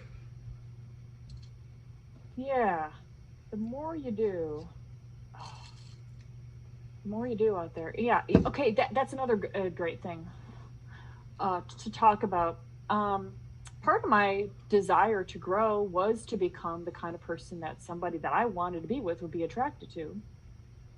So, I'm like, I want to grow. I just want to be somebody that sees things and knows stuff and does things and is bold. And that will keep you going. It'll keep you doing it, for your own growth, what you want to contribute to this world, the kind of people you want to meet, the life that you want.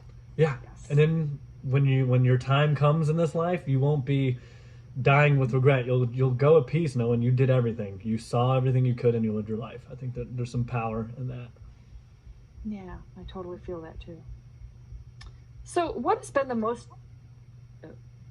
most rewarding part of your journey? The most rewarding part, couple things, definitely like when you perform and you're just having this experience with a room of people. That connection is amazing. And then after the show, people come up to you and they talk about how much fun they had. Like when you can provide that experience for people, um, it's unbelievable. So, and like the other day, like I have like an email list, and so I've been sending out kind of positive spins on this whole negative situation, and I get so many responses from people like, I'm going through a really hard time, and your emails crack me up. So thank you so much for giving me that. So anytime you can help someone who needs help, and then they let you know, and you can tell how much it impacted them, like you can't you can't compete with that. The making money doing this or getting this opportunity doesn't compare with like the joint experience of making someone else's life feel better, making someone else's life better. Because when you make their life better, it makes you feel better, and it's the win-win-win of it all. Hey, you guys in the chat, tell me so far what you've gotten, like the big message that you've gotten from him. Just curious to see what the big message that you're getting from him, because I'm getting That I'm single and really ready to great mingle. gifts. That's one. No, but that's freaking awesome. Okay. Can you turn down my speaker on your computer? Me? I'm feeding back. Oh, sorry. Yeah, you're down. Okay. I want to get again I love all these how you. answers so far. This is exactly what I was. There's two Janets. We Are should you? date, except I'm married for 22 years. Your husband's too handsome for me. I can't. I don't want. I don't break it off with him. I love him, and I don't even know him. No, he's beautiful. Yeah, yeah. Go ahead and read these comments.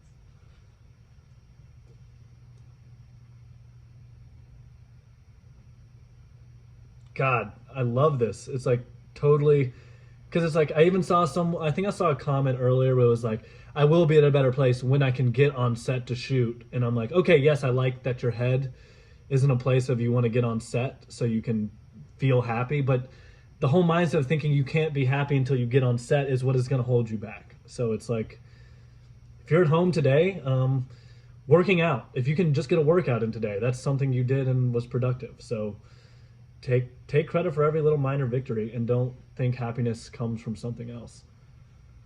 Yes, yes, that's true. Because when you get on set, they're going to be like, okay, now I'll be happy when I get to talk to that producer. And then you have a conversation with the producer, you had it, but it really wasn't. You were not in the right kind of mindset to really create something of it because you've been wasting your time trying to get somewhere instead of like we're just totally seeing with you, just like enjoying being this wondrous journey of living life and enjoying being alive. You know, Yeah, you can see it it's on like people's most faces. people Like don't. these people have been in the industry for a long time. They can see when you're someone who's bringing something unique and when you're someone who's trying too hard. It's so apparent.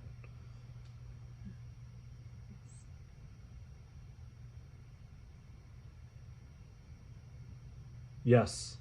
Everyone is a good listener in this group because you're fucking nailing it.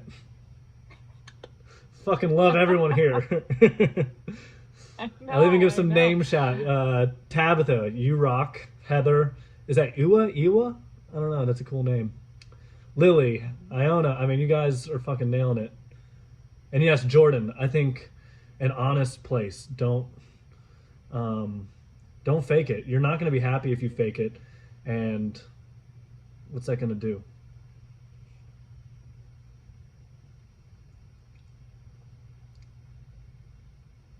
Yeah, Scott said it too. Be authentic. Don't try to be someone else. Amber, you always work to get better. That keeps it exciting. You should find joy in the challenges because there's nothing fun about monotony and the easy route. We all are here because it's hard, but the hard is fun.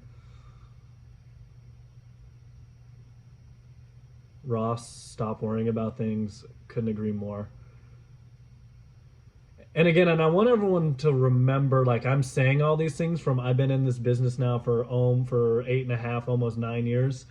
Um, I mean, I have been in those negative mindsets for extended period of time. I've been a self sabotager. I've been my own worst enemy. It happens, and it's also important not to beat yourself up for the things you've done in the past, or because it's just all those things happen for a reason, and you can only focus on what you can do right now. So don't be too hard on yourself, and don't try not to overthink it all. Yeah. Yeah, keep getting on those, keep getting on sets, keep having experiences. Um, Experiences is what makes you grow. Like when you had that painful time with the date, you went out and gave yourself an experience and you grew. I mean, every single time that you are like, should I go do this? Yes, you go do Do you it know how long it because took it's an me to go? experience. Yeah, all my serendipitous moments came from there's a moment of fear. I'm just gonna stay in tonight. I don't want to. And then I'm like, go, hang out at this club. And it took repeatedly going to the club over and over before the owner got to know me and the booker got to know me. And then they start to get to like you, and it's all because you kept showing up. You and my manager. This is what my manager always says. It's just like keep showing up, keep doing the work. Do the work. Well, what's her? Oh fuck, what's her saying? It's just focus on the work. Just every day. Just do something. Put yourself out there, and it's always rewarding. It's always rewarding to go put yourself out of your comfort zone. I've been to the Comedy Cellar so many times now. It used to be a place I was feared. I was so afraid to go to the Comedy Cellar because I felt so inferior. And now I go and I hang out there on a regular basis, and I know the guy who works the door, and I know pretty much every comic at the club. So I'm close to getting passed at that club, and part of it is because I know every comic there. So when it's my turn to go audition there, everyone there is going to vouch for me, and it's because I booked them on shows and I showed up at clubs, and I always did it with not trying to be selfish, but just trying to be a good listener and find where my place is in that community. Yeah, you love the craft. You want to be around the craft. Yeah, Yeah. you have to have that passion, and it can't be fame or money. That's just not going to drive you far enough. It's got to be emotional, deep, and you got to want it. Yeah, because nobody wants to talk to you if your main thing is I want to be famous. Or just gonna be like, get the fuck out of here. Yeah, yeah. I mean, I even have an example of another failure when I was booking my show early. Judah Friedlander, who's a pretty well-known comic, he was on 30 Rock. I was trying to book him for a show, and I kind of lost my patience. And he was talking to fans after the show and connecting because that's what he does. And I forced my way in. I was like, Judah, I do a show. Do you want to do my show? Like, I really, and I could tell it like really kind of turned him off from me. And I'll never forget the pain of that moment of like, oh, I really made myself look like an idiot in front of someone I wanted to respect me. And it all came from me, come do this thing. I want it, I want it, I want it. So whenever you're in that mindset, I'll go back to my chart. It's going to be a lot of darkness. You don't want that darkness. Yeah. And again, that now we understand the patience comment as well. Yeah. Because, you have patience. Hey, this is I'm in the right place. Here he is, working together. We're doing great work. Uh, Hopefully, we'll have the conversation. It may happen tonight. It might happen through a manager. It might happen through another It part might of the happen a business, year from but now. it Yeah, will happen. absolutely. So same It thing really came with will. wanting to get booked on shows. Like you show up to a show and you're like, I want to meet the booker tonight and I want her to give me a date that I'm booked in the next month. And it's like you may not get it tonight, but tonight you might meet her or him and get a little FaceTime. And then you come back in 3 weeks and they get to know you a little more. And then in 3 months it's paying off. And then they're connecting you with their connections and it all comes from patience. I remember going to film festivals and I'm like, I just want to meet them. I just want to meet these great people, these amazing people who I admire so much. I just want to meet them, have them see my face. That's it. I'm not going to try to get them to work with me or call me for work. I just want to meet them because they're amazing. I want them to see my face though. Yeah. So at the basis of it, it's like I had to know. You got to know. This is the message. You got to know you're going to be successful. You got to know. You got to feel like you're going to be successful, and you don't have to do it all in one night. Yes, I think It's that not you, going to all I'm glad happen you in one said that night. because that was a crucial point for me when I started out and when I quit my marketing job. It was there wasn't a backup plan. There was nothing. I've always known and I still know, even though I still have so much farther to go, and I've always known deep down, no matter how bad it gets at times, I know I'm gonna find my way out on the other side because I don't know how to think any other way. I don't know how you get in this business thinking any other way because if you have any bit of doubt, you're gonna get pushed back. It's just not gonna work. Well, you've done so much, so you're like, yep, this is true. This is the way that it goes. You got to Ye- know you'll be successful. You just keep producing. You keep meeting people. You keep going out there and meeting great people, yeah. and that is the way that the world works. Do you want to talk about writing? You said that you could talk about Oh, writing all day long. We have yes. some And writers here. writing is my it's become my deepest passion, and why I'm so excited right now is because I'm realizing like through these dark times is when comedy and creativity really kind of comes out of you because I'm quarantined all alone. Like, what other outlet do I have other than I have a little drum set over here that's electric and a guitar, so I have music. But writing is where you get your story out there. When you write it and you get it on paper, your truth comes out, and there's nothing more empowering than that. And there's a book I'm reading right now called Bird by Bird, which is all about the lessons you learn in writing apply to everything else. And Bird by Bird is all about how like you got to put out shitty first drafts. You're gonna sit by a blank screen and be like, how do I get a pilot written? It's like I'm not gonna get a pilot written by the end of this week, but if today I can write for 30 minutes about a childhood story, something might come out of that. And if I'm not afraid to show, like when I'm writing sketches, my first draft of every sketch I write comes off of a core idea, and then it just flows, and it's shitty. It's not good the first time around, and I'm okay with that. But you just Yeah. write it, then you go eat lunch, go work out, go watch a TV show, and then you come back to it, and then you make it a little better. Then you go and reach out to a friend and have them read it when it's ready, and then you take their advice and their feedback, and then you make it better. So the writing process is all about, you know, throwing it out there, not being afraid to suck at first, and then coming through with a fine-tooth comb. Your editor is a perfectionist, so if you're writing and trying to edit and write when you start, you're gonna freeze up, and you're never gonna write what's true to you. And the other thing that really opened me up is I journal 3 pages every single morning. Like every single morning, as soon as I wake up, the first thing I do is I grab my notebook and I usually write about the dreams I had. I write about what I did the next day, the day before. I write about what I want to accomplish today or what I want to think about today or anything.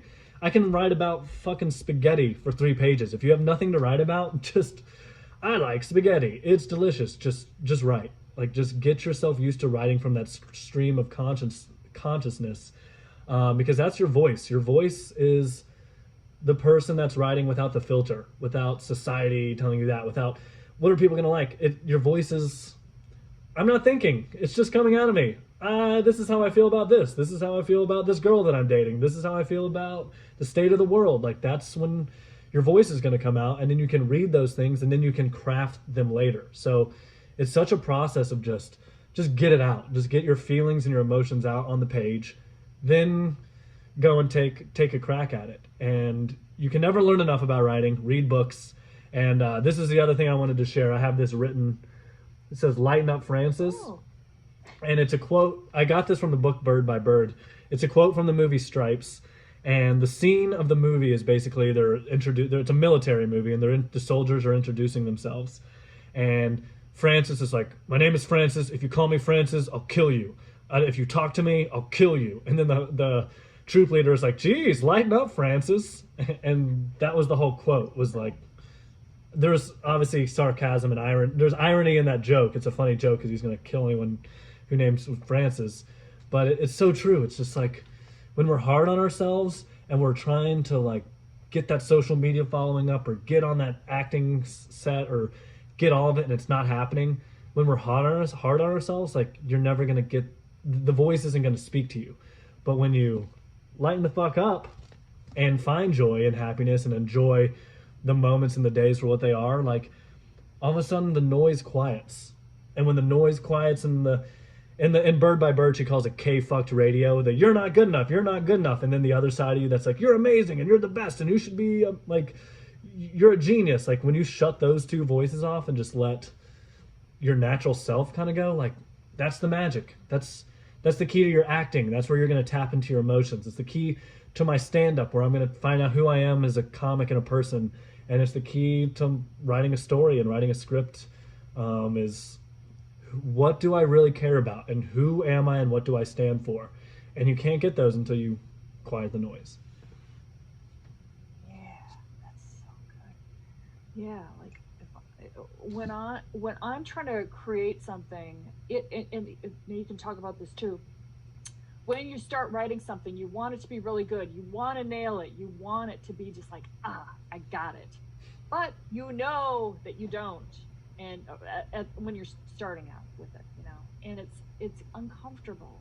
And I believe you have to be okay with the process being uncomfortable, and at the same time, just knowing that what, this is going to be good. I am going to nail this. But right now, it's uncomfortable, and every single time it's uncomfortable. I churn it in my head, it bothers me, I discuss with other people. At the same time, I'm like, I'm gonna nail this.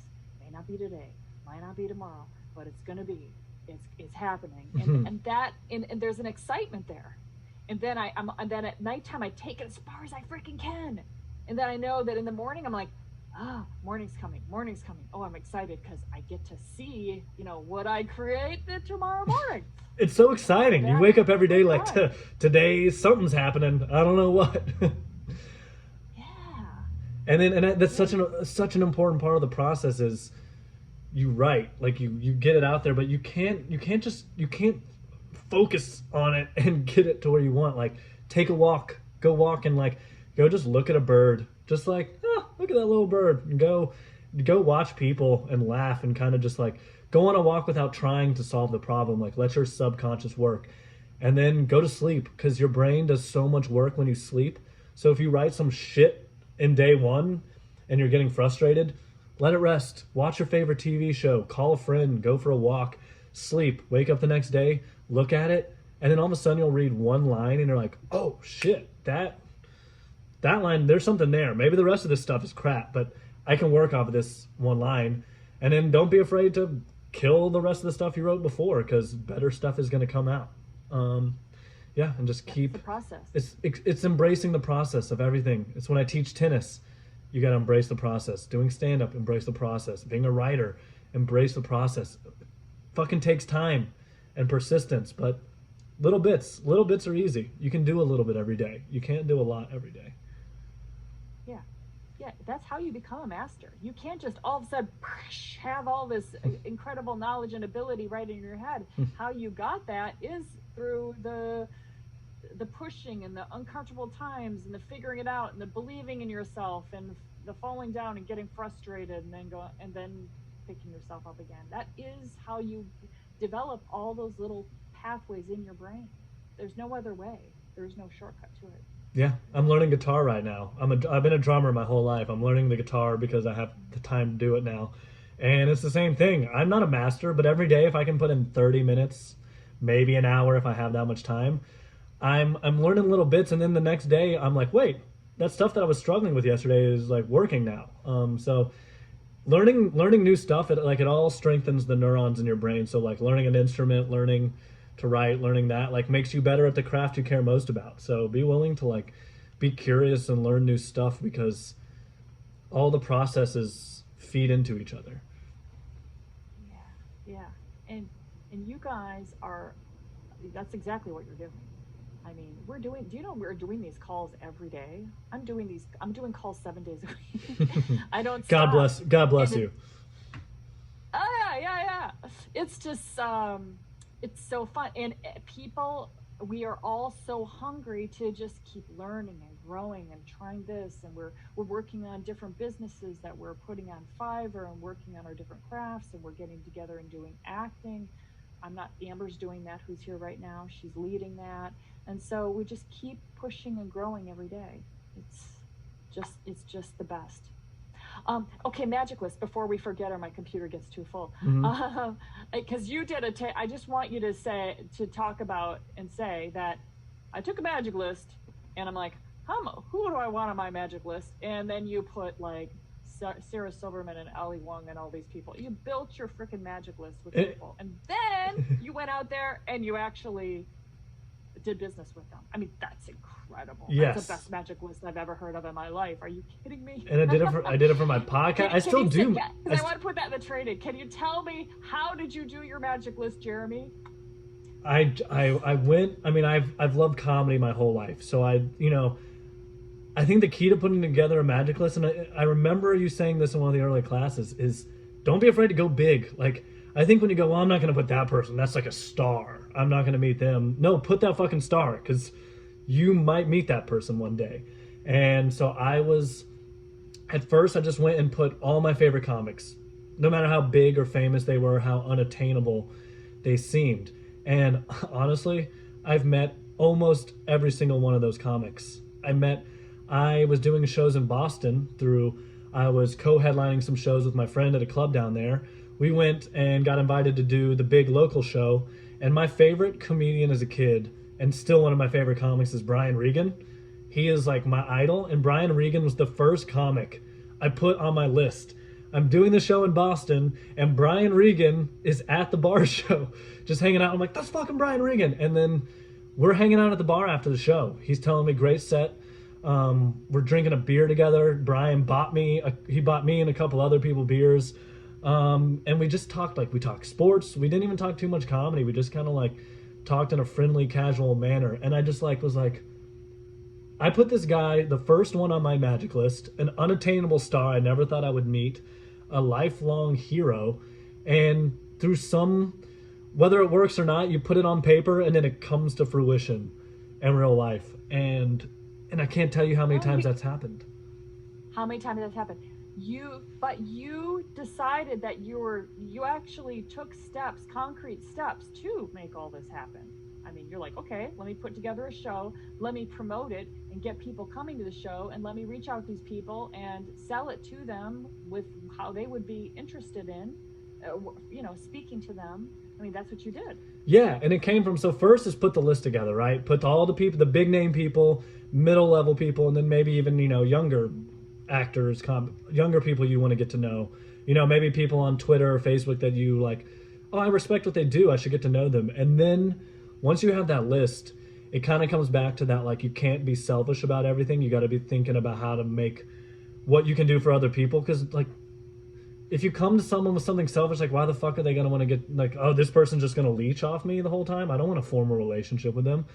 But you create some reason to get to know them. And it can be, I want to ask this person for help. I want to send them an email telling them how much I respect their work and if they have any ideas for help. And then it comes to, for me, it was creating a show, but for you, it could be writing a web series. And then, hey, would you act in this? I respect what you do.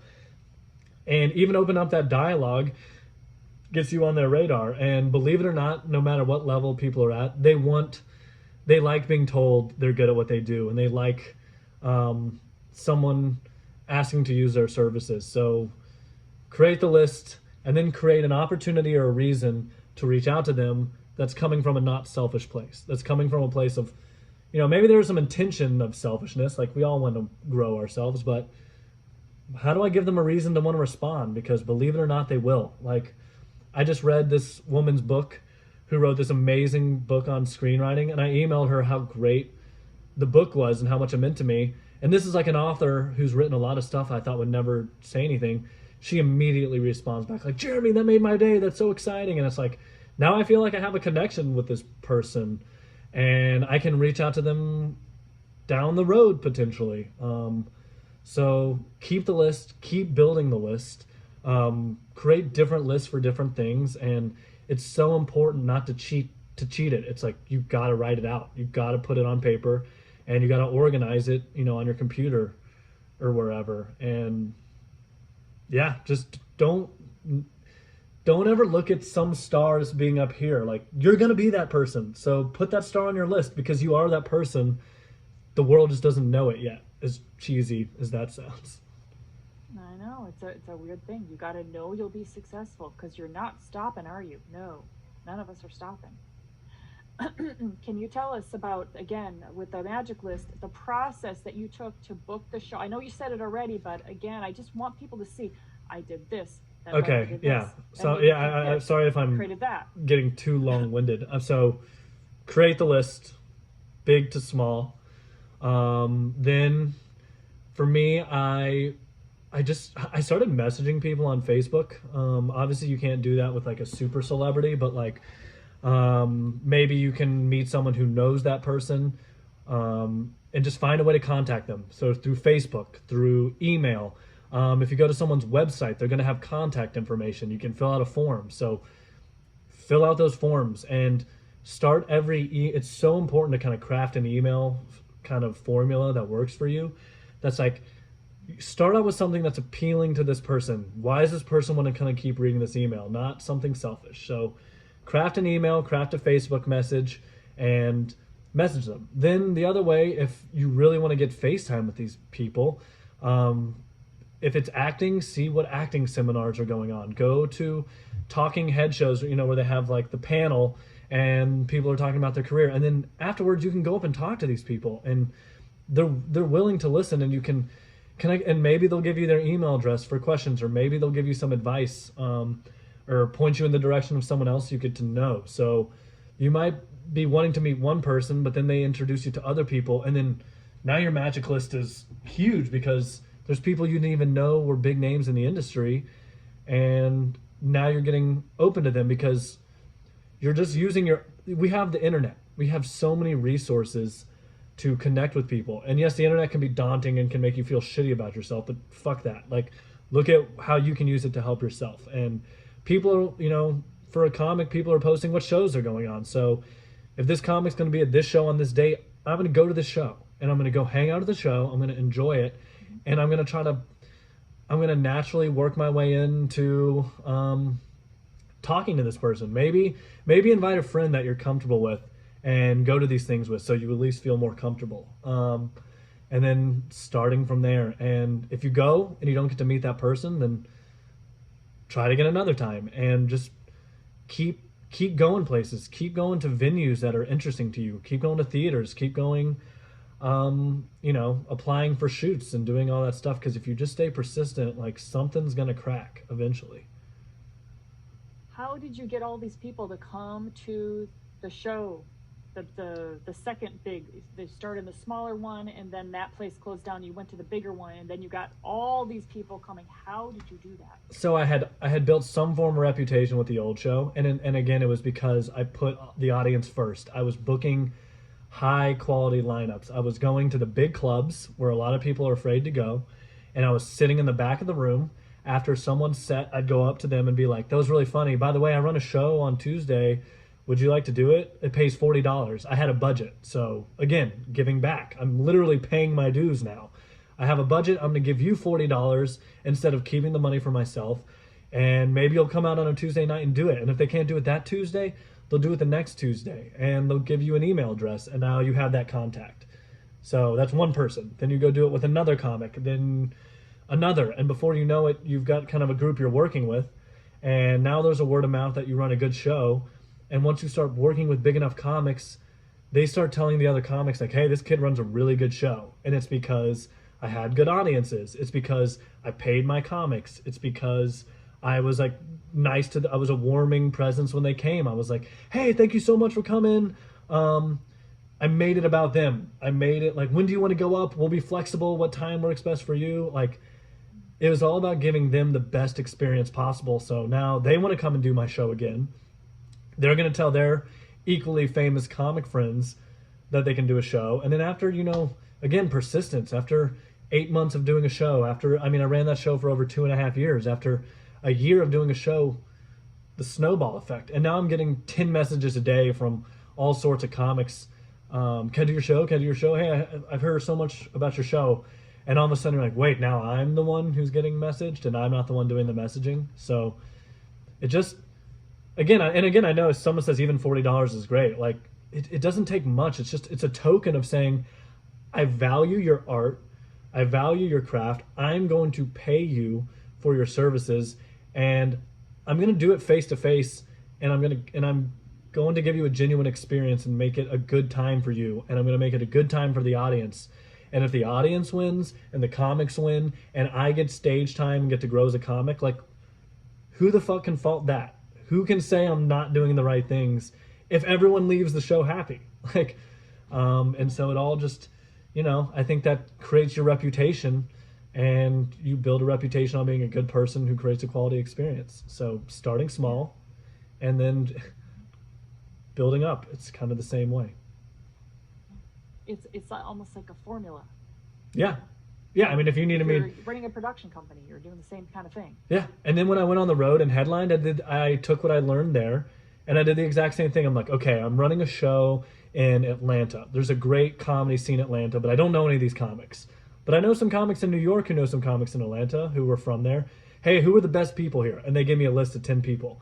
I now message each of the people. I Google them all. I look at the work they do, and I look at the people who I think are the funniest. And whenever I'm putting a lineup, I like diversity. I want to have, a black person, a couple women. I don't want it to be just white guys or just black people. Like, I want to get different points of views because I think that leaves a better experience for the audience. And so I would then message the comics I wanted to work with. Hey, I'm coming in town. So if I'm selling tickets for $20 a person and I can sell $100 tickets, I have a pretty good budget to pay these people. So be generous. Pay $60 if you value these people's abilities, and then they're going to come feature for you at your show. So now when I come to do a show in Atlanta, I have 100 people, 150 people come out to a show, right? Now it's not just me doing 45 minutes, which is what headlining is, 45 minutes to an hour. I have a host who's doing really good, and the host's job is to keep the audience excited. So I pay the host $100 because I've got a budget. Then I book 1 or 2 or 3 feature acts who are comics who do 10 minutes to kind of warm the audience up, and they're people I like. And then the audience leaves being like, that whole show was amazing. It wasn't just the Jeremy show. It was, the feature was good. The host made us feel warm and welcome. And then Jeremy kind of did the big haymaker at the end and knocked us all down. So now when I go back to Atlanta, I'm going to sell those tickets again. I'm going to sell out Atlanta again. I'm going to sell out Nashville. I'm going to sell out Dallas. I'm going to sell out Austin, Philadelphia, DC, every single time, because I gave those people an experience they won't forget. And now I built a network in those comedy communities. So when I go to those cities, I can not just do my shows, but I can do their shows. And it just took from word of mouth, talking to a person, introduce me to these people, book them on the show. And again, working with people that I valued, not people that were just there. Yep. Hold on. I'm running out of disk space. Oh, by the way, that was so good. Thank you so much. I can feel it. Can you guys, let me, hold on. I gotta save this because I just gotta make sure I get this. I basically emptied my whole computer and it still says I'm out of space. Oh my goodness. Do what you gotta do. Yeah, Heather, go get that book. You need a book. I have an Excel spreadsheet. So again, I even did a magic list of all the best shows in New York City. There's 1 million comedy shows in New York City. It can be overwhelming, but if I can say, here's the shows on Monday, here's the shows on Tuesday, and then you kind of build that list each day, now you can go. You don't know what to do on a Monday night. It's like, I'm gonna go hang out at this show. That seems like a good use of my time, and then you network and have fun at that show. So your magic list is always growing. So whether it's a notebook or an Excel sheet, definitely save it and know how to access it and keep growing it. I mean, I'm still growing my magic list. The list never really Yeah. ends. It's your idea list, and you look at it, and then as you're creating it, you're like, oh wow, hey, this is, you'll get new ideas of things that you could be doing to And if you're in a negative headspace, you're in a negative headspace and you don't know what to do for your career that day, like even just doing a magic list, spend 30 minutes to an hour working on a magic list. And yes, there's obviously more you could get done in a day, but there you go. That's something you did that day to push your career forward, and like start there. Then the next day, do a little more. And then it's like working out, you start small and then you grow it big. So don't belittle the how important it is to kind of pat yourself on the back for small victories, because those are the only victories that you have. Oh, I like that question. What goal are you working towards? I wish I could put it as one, because I have so many, which is sometimes my fault. I'm like, I want to do this and do that, but my immediate goals, I want to have a pilot treatment done in the next month. So I want to, at least by the time this quarantine's over or whatever, want to have a pilot treatment so I can get started working on a pilot. My immediate stand-up goal, which is hard right now because the club scene is very fucked up with all the quarantine stuff, but putting that aside, I'm trying to get my immediate goal is getting a late night spot on Jimmy Fallon or Colbert, which is literally, see how close that is? I'm going to get one of those spots. It just takes the world opening up. And then I want that writing job for the Netflix show. So hopefully that show gets picked up and I get that job. So it comes to the producer already. You just talked about. Yeah, I just, again, more important to maintain your relationships. I reached out to her and just said, Eden, I hope you're doing really well. I know this is crazy times. And then she opened up about the production business. And then I said the world needs more Edens. And then she said the world needs more Jeremys. And now we have this kind of shared positive love for each other. And she's going to want to find more opportunities to plug me in. Like, this woman knows all the shows going on. She knows I like sports. She knows I can write for finance. She knows the kind of work I can do. So she's going to plug me in. And now I have all that. So get a writing job, get the late night set for stand-up, get the pilot idea. I don't have to write the script, because the hardest part about a pilot is having something that is going to be an emotional story that people will connect with. It's not going to be some shallow idea. Something, if you can get the treatment down, the characters and the story and the log line, writing the script becomes easy because you've given yourself parameters. So treatment, late night spot, writing job, and then my ultimate goal in the next 2 years is to do another headlining tour that will ultimately lead to my first album or special that hopefully I can put on Netflix or promote on YouTube or whatever. So new album in 2 years. That's like a big goal of mine, is to have a new hour that is kind of a staple for who I am as a comic. Can you sum up all your major accomplishments for the past now as well? Yeah. So that we can see what you've done that have gotten you to this point. Yeah. Okay. Let's start. So, first was just getting up and doing stand up, fighting the fear, quitting my day job, and doing comedy. Number one, just starting as a reward in itself. Number two, I ran 3 successful shows at 3 different venues that, potentially went up. So I ran 3 successful shows, booked hundreds to maybe thousands of comics. Can you name some of the ones that are the most that people would know? Comics that they would know. Well, I had Louis C.K. I had Louis C.K. on a show, Jim Gaffigan, Ali Wong. Let's see. I mean, if you're trying to remember who else, Aziz Ansari did one of my shows.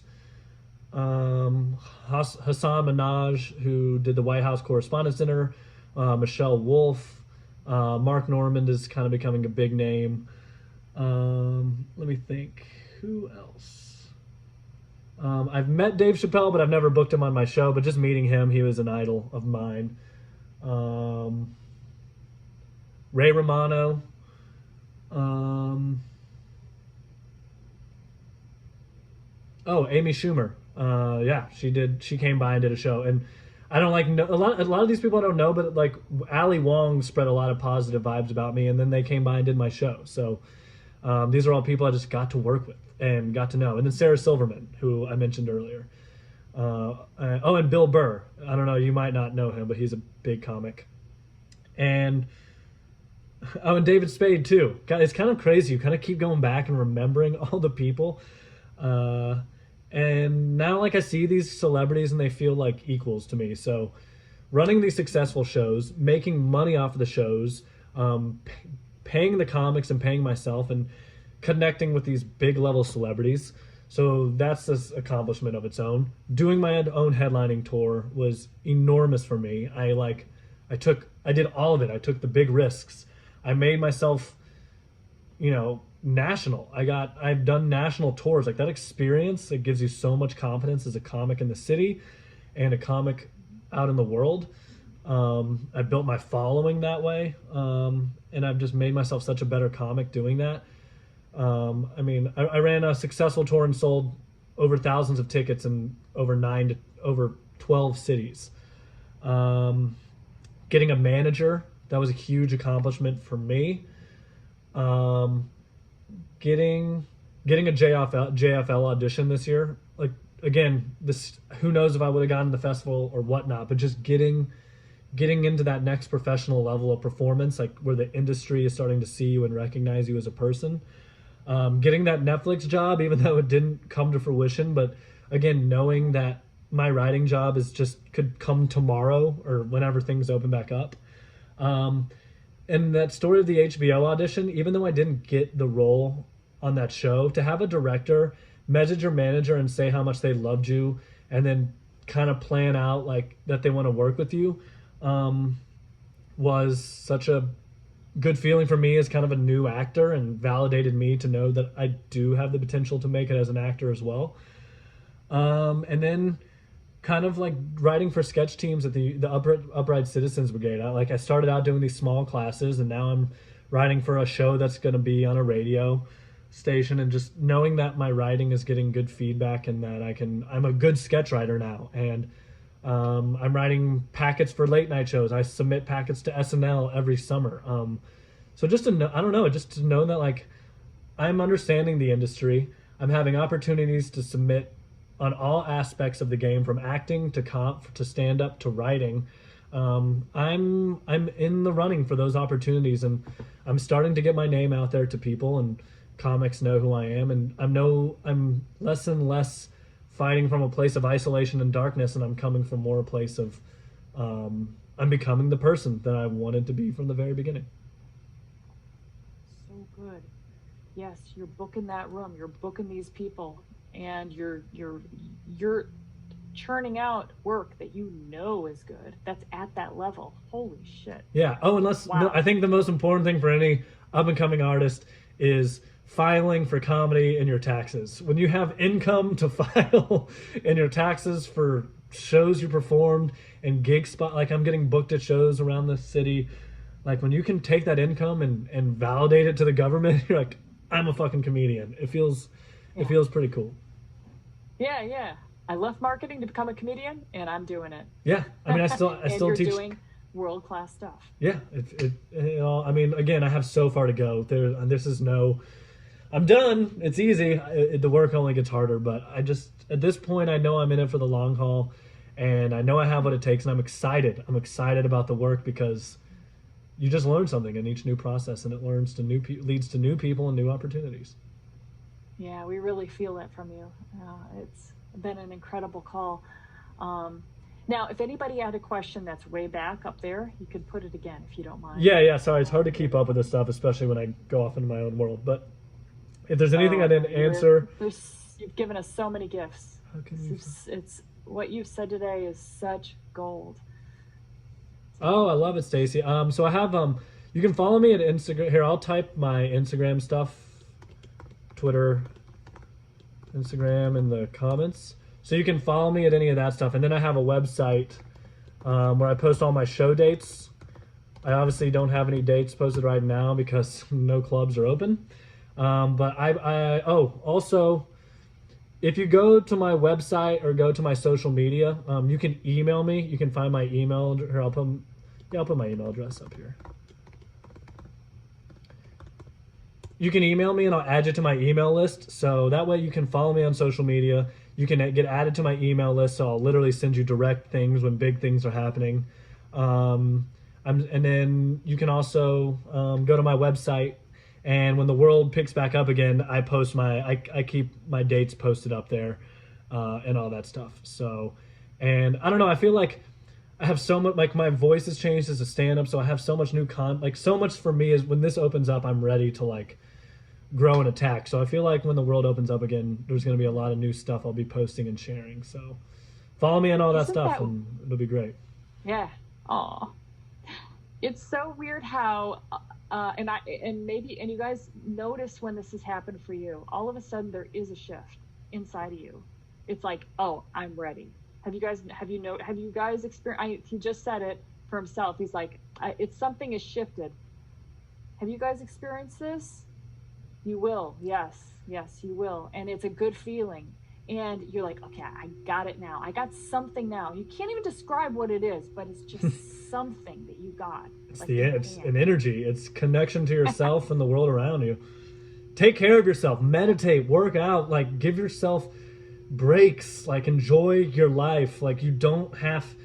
As I said earlier, I love this it's don't put your self-worth into your work. Don't let people tell you you're not good enough because you are, and fuck them. It's all about you. This is where happiness comes from. So when you can tap into that and come to terms with that, I think that's when all the good work starts coming because you stop coming out of fear and you start coming out of joy. Yeah, creating.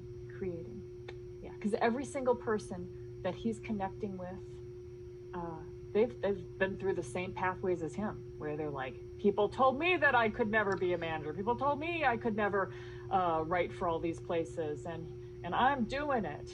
And there's a part of them inside them that they can't listen to as far as like their negative voice. They can't listen to that. So they know exactly. We're all so similar. Yes, and exactly Amber said it, guys, don't feel afraid to email me.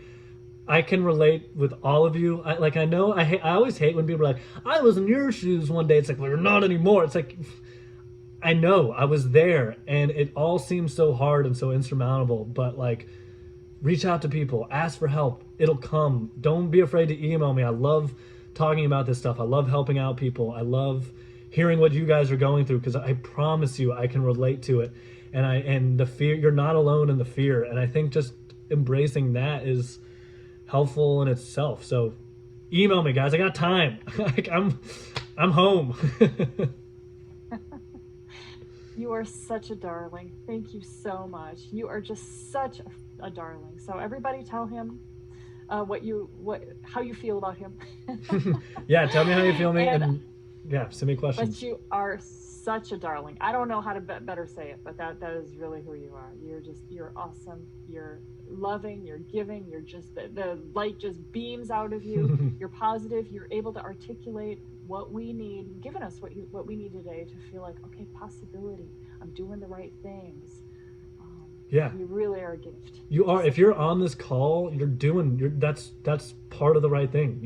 You took the time today to invest in yourself and your career by joining this program and getting on this call. You're telling yourself that you believe in yourself, and that's it. Now every day, just do a little something, and don't stop. And then you'll find joy in it, and then you'll get into a rhythm, and that's when all the good work happens. And yeah, I don't know, guys. I love people, and I haven't even met half of you. I barely even know Janet, and I love all of you because we're clearly people who care about making the world a better place in some regard. So let's keep doing it together.